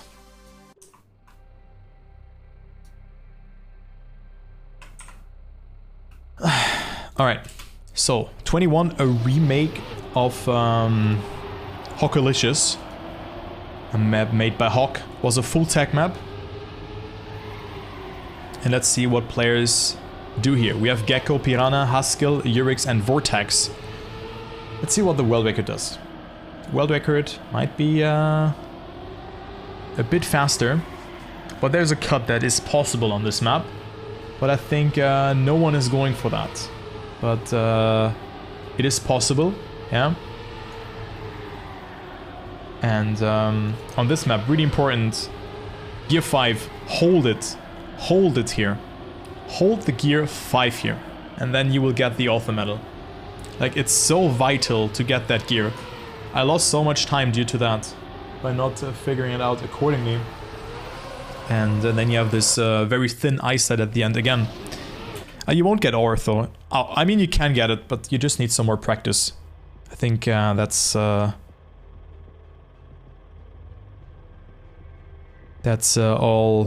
that has to happen. Okay, so the start. So I think this is the hardest all the time to obtain. You go very wide at the start.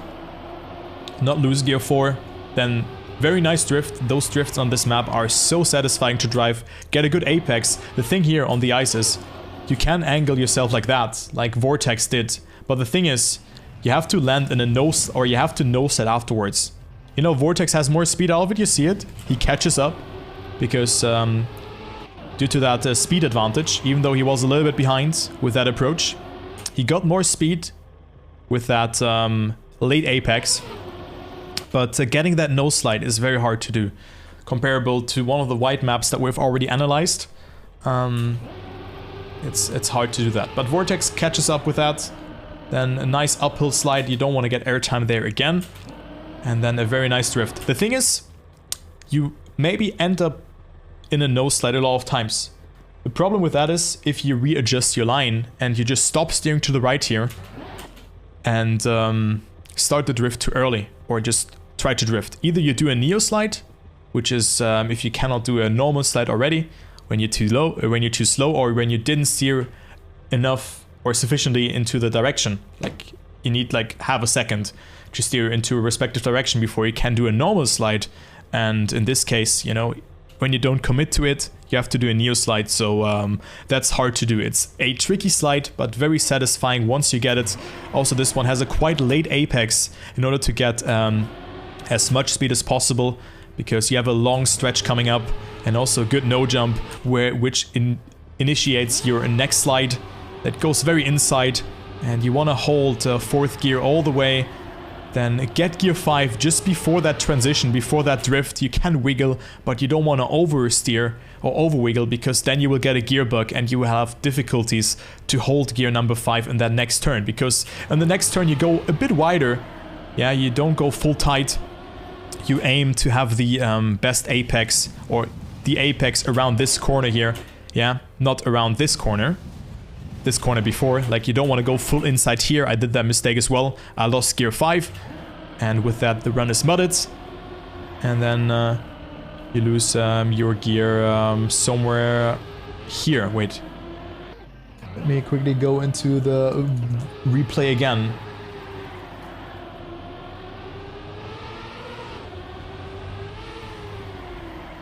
So gear held, and then you lose gear here in this turn. Right there. You will lose it. Oh no, you stay in...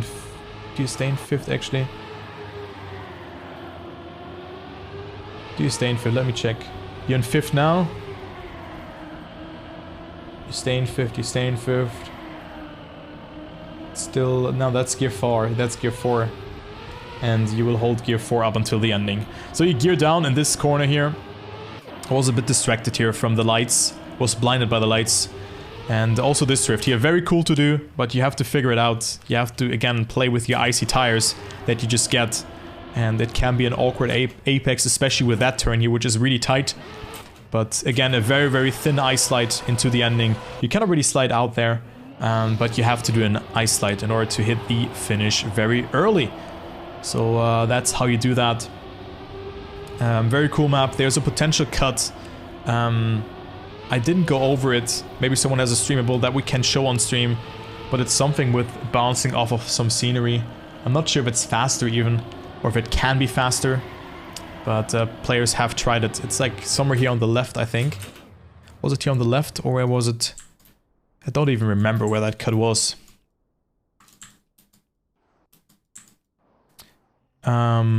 No, it wasn't here. Wait a second. It's after first third. Ah, well. After first third. It would be... Huh? Okay, let's see the cut. Ah, yeah, it is after the ice. It's after first drift. Dude, why can't I read? Every time when Kevin writes something in the chat, I cannot read. So the cut is there. Then you go to the left and go up, and then you just drop down to the road again here in between, and you continue normally, but you have a speed disadvantage. So this map, I think the cut is possible, but obviously it's very hard. I hope it's not gonna be executed. So, well, dude, why can't I read sometimes? I just try to do things too fast, and then this happens. So map 21, one of the best maps in the campaign, to be honest. Very cool map. But this 5th gear is the game changer of this map. Try to hold it, and you will have a much easier time on it. And that's how I also achieved author medal in this one. Also took me some time. I think it took me 30 minutes on this map because I just had the wrong apex on it.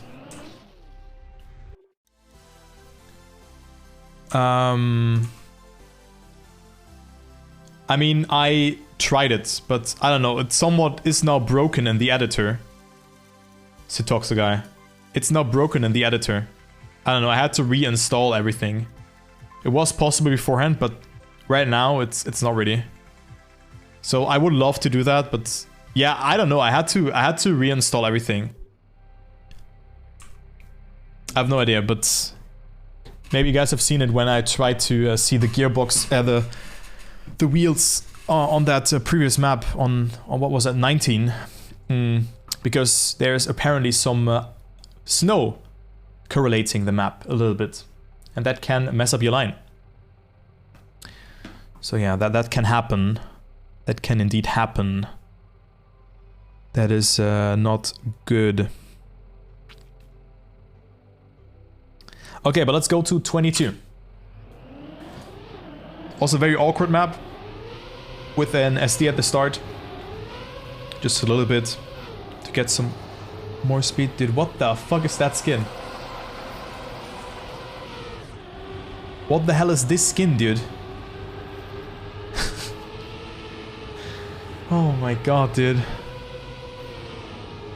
Also hello to Aliai. Alia ea e aloa ea. E aloa ea e. Okay, we stop memeing now. Okay. Silly Pants. Still leading, even though he lost a little bit. But also, again, a very thin ice slide there. Into a full speed ending, so also not too much happening on this map. But also an ice wiggle there. So we have we have this part, really important. Like, this is the campaign in a nutshell. This stupid jump is the campaign in a nutshell. So, you gear up just when you land. Here. Zack, gear 5. So, you can wiggle there, but it's super risky and you probably don't want to do it. Then set yourself up for a very thin ice set again. You know, hold it. This is determining your speed for like almost the rest of the track. Yeah, get as much speed as possible. Don't really tap brake for too long.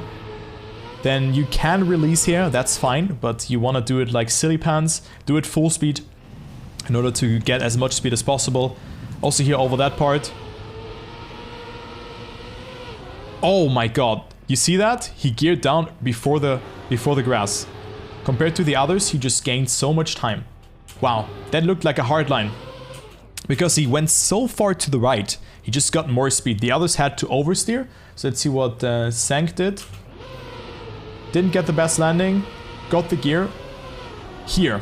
And look how much more speed Silly Pants has. So, Peppo G, you wanna land as far right as possible in order to get a better gear, an earlier gear, and more speed.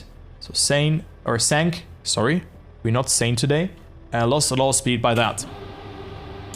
But then the ice slide here.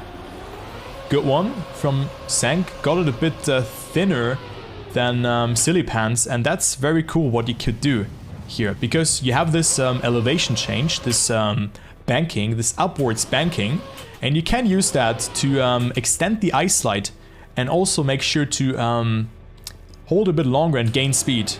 So you see, he has more speed due to that. He did it really, really well. Yeah, then you don't want to gear up into 5th. Your gearbox is howling for help. Then open up the steering before you gear up in order to not get a gear bug and lose speed. And then at the end, you know, do a no slide and just do another ice wiggle. But look how close. Dude, he could have had it actually. Did you already see the new cut on 13? I'm just farming views, guys. I'm just farming views. Make sure to like and subscribe, guys. And also subscribe to Medicine Guy. Dude, Medicine, you're allowed to link your clip. My clip has already 400 views after 35 minutes. It's going to the moon. Clip is going to the moon. Guys, follow, subscribe to Medicine. Can we all go there and subscribe to him?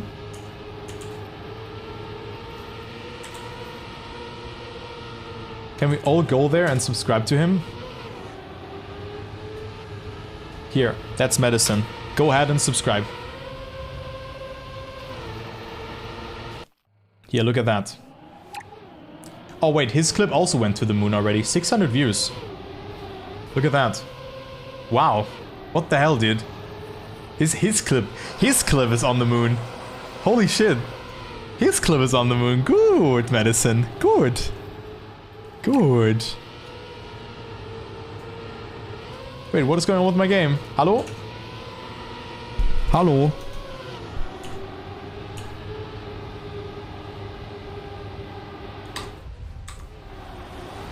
Dude, do I see Timebreaker from Italy in my chat? Huh? Wait.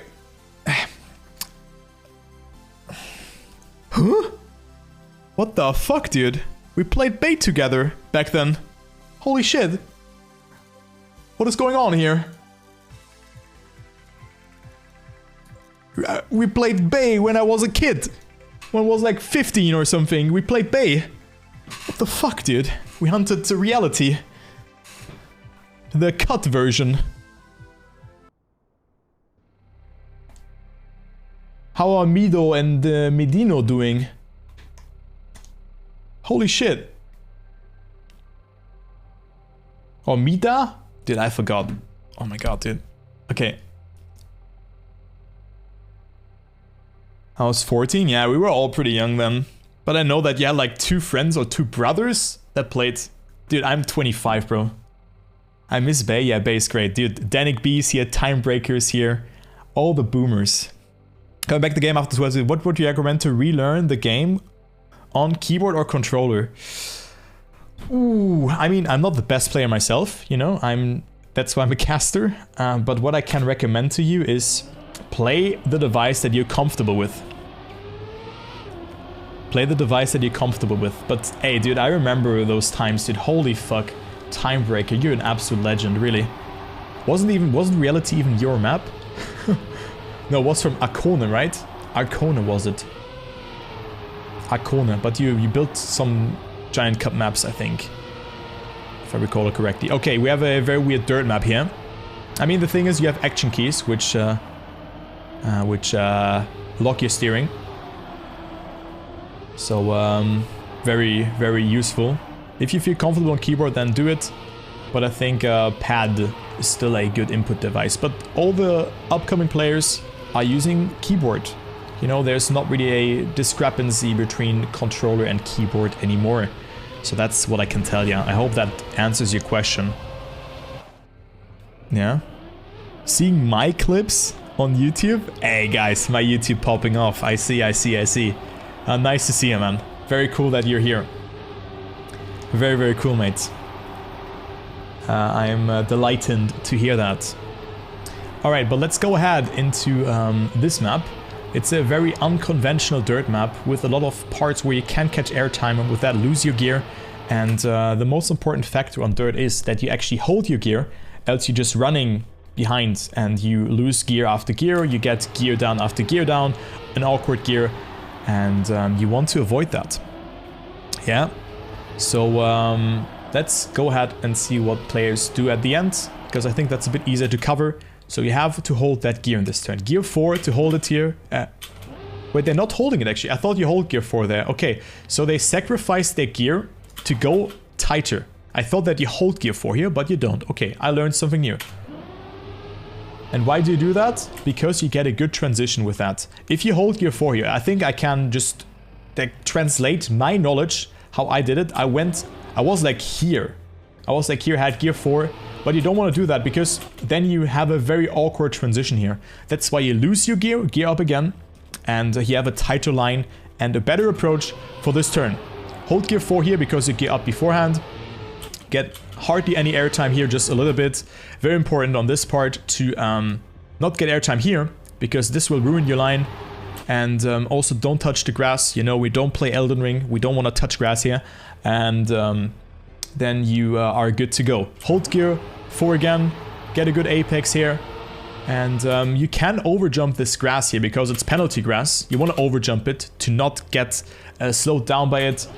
And then get a nice reactor boost ending into the finish. So that was the ending. I think it's not a hard ending, but it's quite awkward to drive if you're playing it for the first time. But once you learn it, it might be not that hard. But SDing also is okay with keyboard. You just have to tap or to hold. And I think that both input devices work. Just do whatever you feel comfortable with, and that should be fine. Oh, wait, what happened here? What happened here, guys? Just reload a clip. Oh my god, guys. What is going on? Alright, well, let's go ahead and jump into the start of it. So, you gear up into 4th. What does gear 4 mean? You can wiggle a little bit, set yourself up nicely for the turn, go from the right, hold the gear, don't clip the inside here, and don't get airtime. You can get a no slide here, yeah, as I think Souffleur is doing that. Very, very nicely done. Not really gaining too much with that though. And then hold gear 4 around the map, minimize airtime. Important here that you not only minimize airtime here by going so far to the left, but also exit very firmly, steer as little as possible to also hold gear 4. I mean, you're pretty fast anyway, but still, you know, maybe you have release beforehand or something like that. But also reduce airtime to set yourself up for that turn where you have to clip a little bit over the left. Avoid that light post here, but get a good line here. Because you run into danger to get a bad line there, and it's important to get as much speed as possible. Be very careful how much you tap and steer here. Also in this turn, this one is probably the most awkward turn of this map because it's so easy if you have a bad angle here. If you're too far to the right, you will jump off. If you're too far to the left, you will hit the dings here. You will hit the checkpoint. So you want to have a very, very distinct line as the players are doing it. It's also very awkward to do, but all of them did it pretty nicely. Then don't get up into 5th. Hold that gear around that corner, and also here. Set up from the very, very low side. Steer to the left and hold gear 4 over that part. It's possible. And hold it around that corner up until this part where I've shown you, where you lose it again by going super inside. But you do that to sacrifice your speed for a better line, which is sometimes worth it. And I think this map is a lot of fun to hunt once you understood those lines, and now seeing those lines, it makes a lot of sense. I've had a different approach on this map for 1 or 2 turns, especially that gear 4 turn where I held it was pretty different. But it is pretty nice to see also that gear 4. Love to see that. Also minimizing airtime there, as well as setting yourself up nicely for that turn here afterwards, you know, by going a bit further up to not lose the gear. And get a nice drift over that one with a nice angle. Very cool. So good map now that I see that actually. Very, very cool one. And love to see that. Also a small no slide here from Souffleur, I think. Check. Was that a small no slide? I think so. Yeah, just a little bit, but you don't have to do that. Yeah, most do tap, yeah. And also thank you Timebreaker for the follow, man. Hello between brackets as well. Welcome, welcome. So we're almost done, guys, with analyzing the campaign. We still have 2 more maps left. And, you know, the more I see those maps now, especially the later maps, I gradually enjoy the campaign.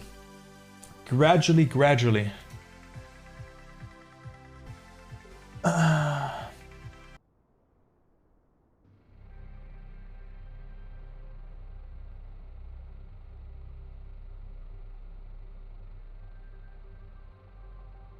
Okay, cool. I just got a banging DM, guys. The announcements are not stopping. The announcements are not stopping. Yeah, sometimes the Nadir campaigns are great. Okay, cool, dude, guys, this year already is so crazy. Dude, holy fuck. What the hell is going on? It's incredible. Anyways, let's go to the next map. Oh my god, dude. That's incredible. Alright, let's see. It's been 5 days and dude, holy shit. Like this year is starting with a bang, really. Okay, so I've seen Hans hunting this map yesterday. What's announcements? Yeah, I just got a good DM, guys. I have to disclose that. That's really nice. But, wait, why did I put an app thing there?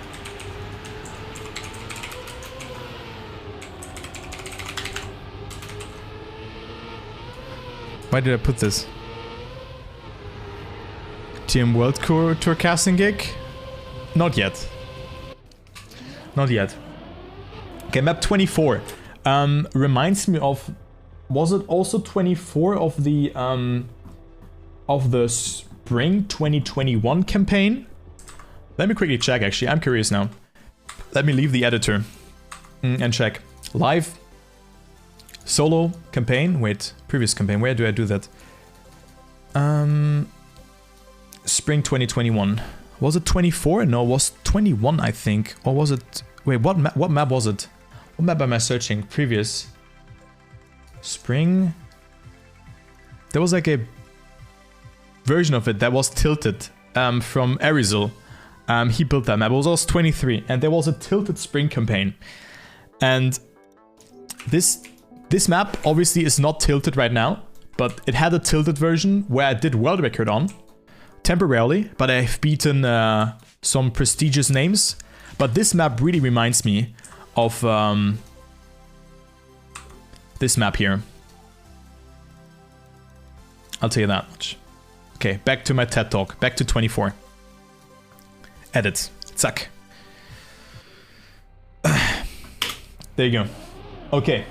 So let's go into this map. So we have a slide at the start. Sausage part. So you want to get as much speed as possible by also going inside.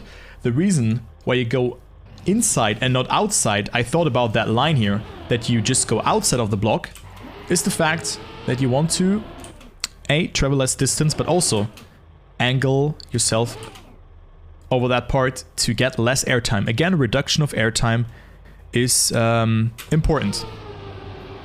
And then, you know, get a smooth steering. You have a very good line due to that. Also over that part, not only do you minimize airtime, but you also get a good line. Have to steer as little as possible. Very important on grass. And then you can hold gear 4 here. You hear it. The gears are howling for help. And then you want to minimize airtime there by jumping super far to the left here. So Hans got it really well. Also ending into... Oh, that was beautiful, Hans. Holy shit. Oh my god. That's a beautiful line. Oh. Oh. Ooh. Ooh. I just came. Holy fuck. Oh my... Oh, dude. That is such a beautiful nose slide. Wow. Sorry guys for being a bit, that was a good line. That was a good line from Hans. That was a very good line, really. Like, it's so satisfying to do a nose slide, and Hans did it so well, so that's why he's so far ahead.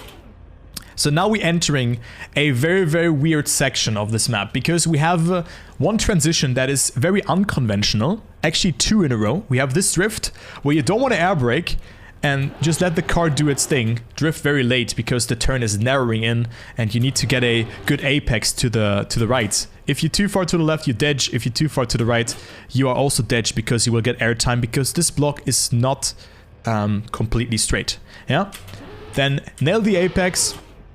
Go a little bit further from the right to left to set up for that turn. Yeah. Very nicely. You see it here. and hold gear 5 all the way. Full send this turn. You drop into 4th again, and then this turn. Oh my god. This is probably such a weird one to play in general. You know, because you have to go so far to the left here to set up. Yeah, and you see how Elcon does it. It already seems so odd to do. Like, it feels so weird. And since if you play in Cam 1, this is a disaster for you. This is a disaster, and you also want to have as much speed as possible. Then full blast around here, you know, hold gear 5. Elcon with a very interesting line, gets a very late apex, and also here this transition. You can release, Elcon did it accordingly. How did this work, you might ask? The thing is, Elcon will lose speed due to that. Let's take a look onto K-Nice. Wait, actually, let's go with this guy. But he just hits the booster earlier. Of course, you have less speed, but you don't need the speed because you hit the booster. So you can release more than you think at the end. You don't have to full send it, you can do it. Yeah, let's see if Thompson does it, if he gains his time that way. Yeah, he does. Oh my god, what a beautiful transition. So Thompson gets the ending really, really nicely. He just firmly, he barely jumps over that part and comes so close around there. Hans gets it well as well. And then there's Elcon also getting it well, but had to release beforehand. So that's the difference here between those lines. Let's see what Jack does. Also releasing quite late, so the nose has gone down from Thompson here. Or he just has gotten a better line by approaching it a little bit further from the right, by the looks of it. Let's see. Yeah, Elcon jumped a little bit further from the right, even more. So it was just a better approach from Thompson. By jumping a bit lower, the others had to release due to that, but Thompson was risking it here for the biscuit. Yeah. The thing with the ending is, and that's maybe important for you if you hunt the author medal, you want to approach this ending as far middle as possible, because else you will hit this slow-mo block, and you want to avoid that. You will lose a lot of time due to that. But this is a nice map to hunt. Still, the gaps are quite large. 56.26 and then at 55.5 by Thompson, so 0.7 of a second between 1st and 5th. So you can get yourself a rather easy top 5 if you understand this map. But let's take a look onto this nose set again from Hans. That was really good. Also, getting that gear up so early. Wow. That was really good. Like, really good nose set from Hans, and he lost it probably in this part here, where he just had a little bit less amount of speed going into that uphill corner. Yeah, Thompson had it so much better. Thompson approached it from a bit further left and had a better apex than Hans, who went a bit earlier and had release by the looks of it. And Thompson sends it a bit more over that left part and actually drifts here. Interesting. So Hans is catching up due to that. So it's a back and forth between them. So if we take a look onto Hans, Hans has a bit more speed here coming into that part because Thompson went a bit closer around that corner, and with that had to oversteer. Okay, should end real quick again? Sure. And also hello to Daniel. Thank you for joining, and hello from Germany. Nice seeing you, mate. Is Twitch down again? Type 1 in chat, guys. I think Twitch is down again.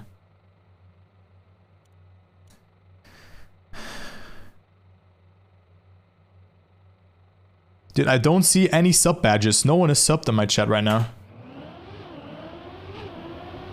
Was for a while. Don't know what's going on, guys. I don't see sub badges. Okay, so here's the run again. You can hold gear 4. Even Italian player there.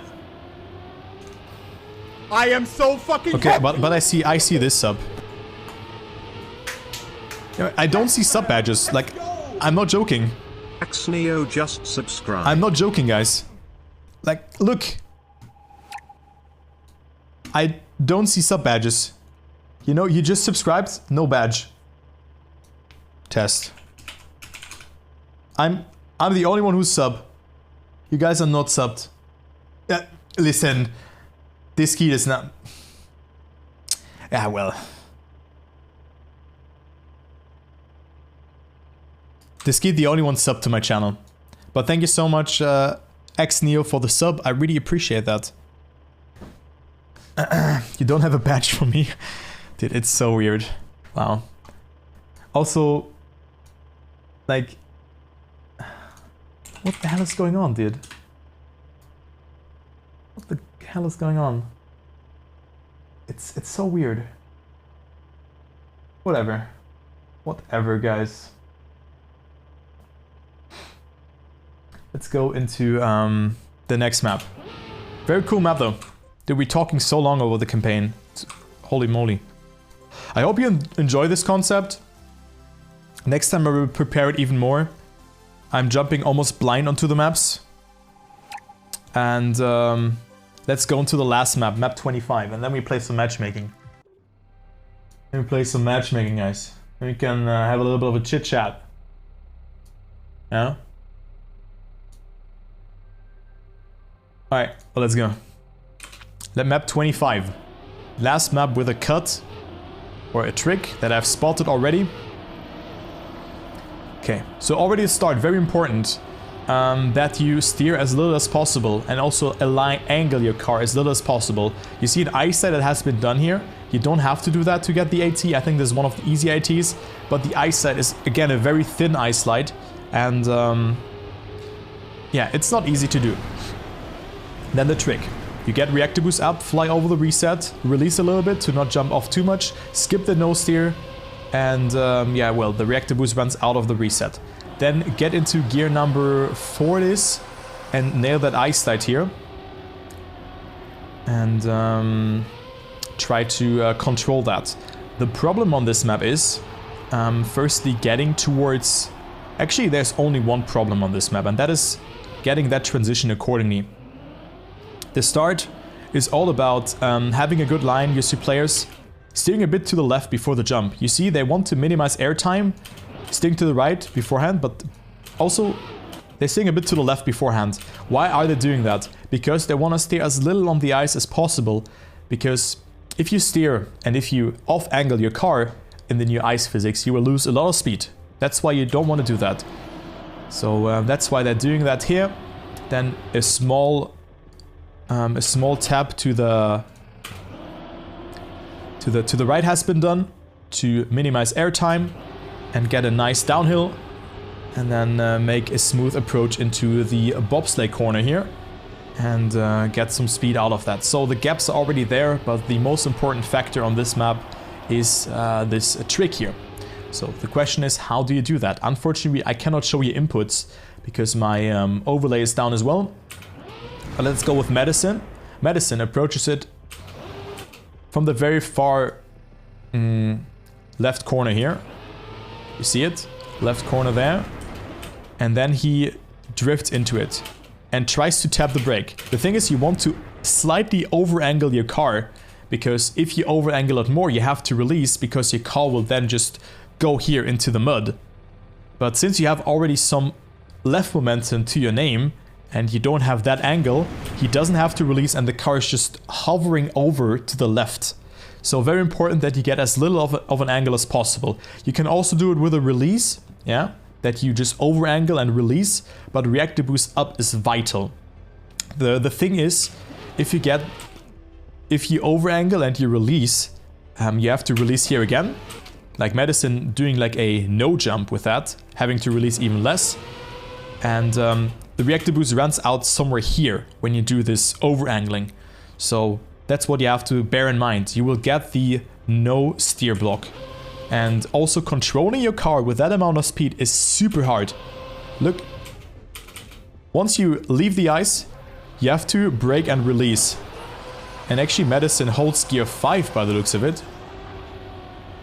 Oh no, it's still gear 4, but he gears down in a very weird way that he doesn't slide out. But the most important factor, control your car over the bobsleigh, as well as make sure to brake accordingly. You still have icy tires here, so you will hit left and right. A very good line from the world record, going super far to the left, and is also able to use the icy tires to his advantage to already start a drift.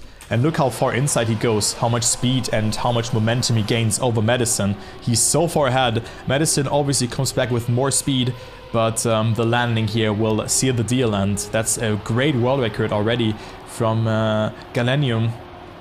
Very, very nice time. That's a 55.9 and Madison has a 56.4. So that's 0.5 of a second. But there's still more possible because look at Madison's start here, for example. Already good ice wiggle, good amount of speed accumulated.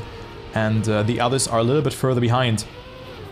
So his start, and I think Galenium didn't even have the best, kind of reactor boost swap. I think it was Madison even. But he failed this part here, so he lost a lot of speed there because his car hovered over the, or wasn't stable. So that's how he lost speed. It was actually Galenium who got it really good. So look, he gained speed because Madison wasn't hovering accordingly. He didn't get the zoop, or didn't get all of the zoop. Yeah, that's why he gained time. And then just having this slide here, beautiful. Very, very nice. And yeah, that's the map. That's all she wrote. The ending is normal. And yeah, just the zoop. If you struggle with it, just make sure to do it normally and try to just oversteer a lot. Maybe approach more from the top here. You know, stay more on top here. Can you actually miss that checkpoint if you go too far up? I think you can. You might be able to miss that checkpoint because the checkpoint is a bit tilted. And what happens if you double respawn here? You're full in the mud, aren't you? Whatever. Let's just focus on that. You just want to be more than 90 degree here. But if you even more than that, you know, your car will not do this movement. It will drag to the more to the right. So every degree is important there. All right, but there you have it. That's analyzing all campaign maps in under 3 hours. And there you have it. That's the wrap, guys. I hope I could help you. I hope you learned something. On some maps I was also a bit uncertain, but that's always like that. I also learned something new. And well, thank you so much for watching, YouTubers, as well as Twitch people. Yes, I'm gonna upload that to YouTube. I hope that this helped you guys. I just nerded 3 hours about Trackmania. Great job. Guys.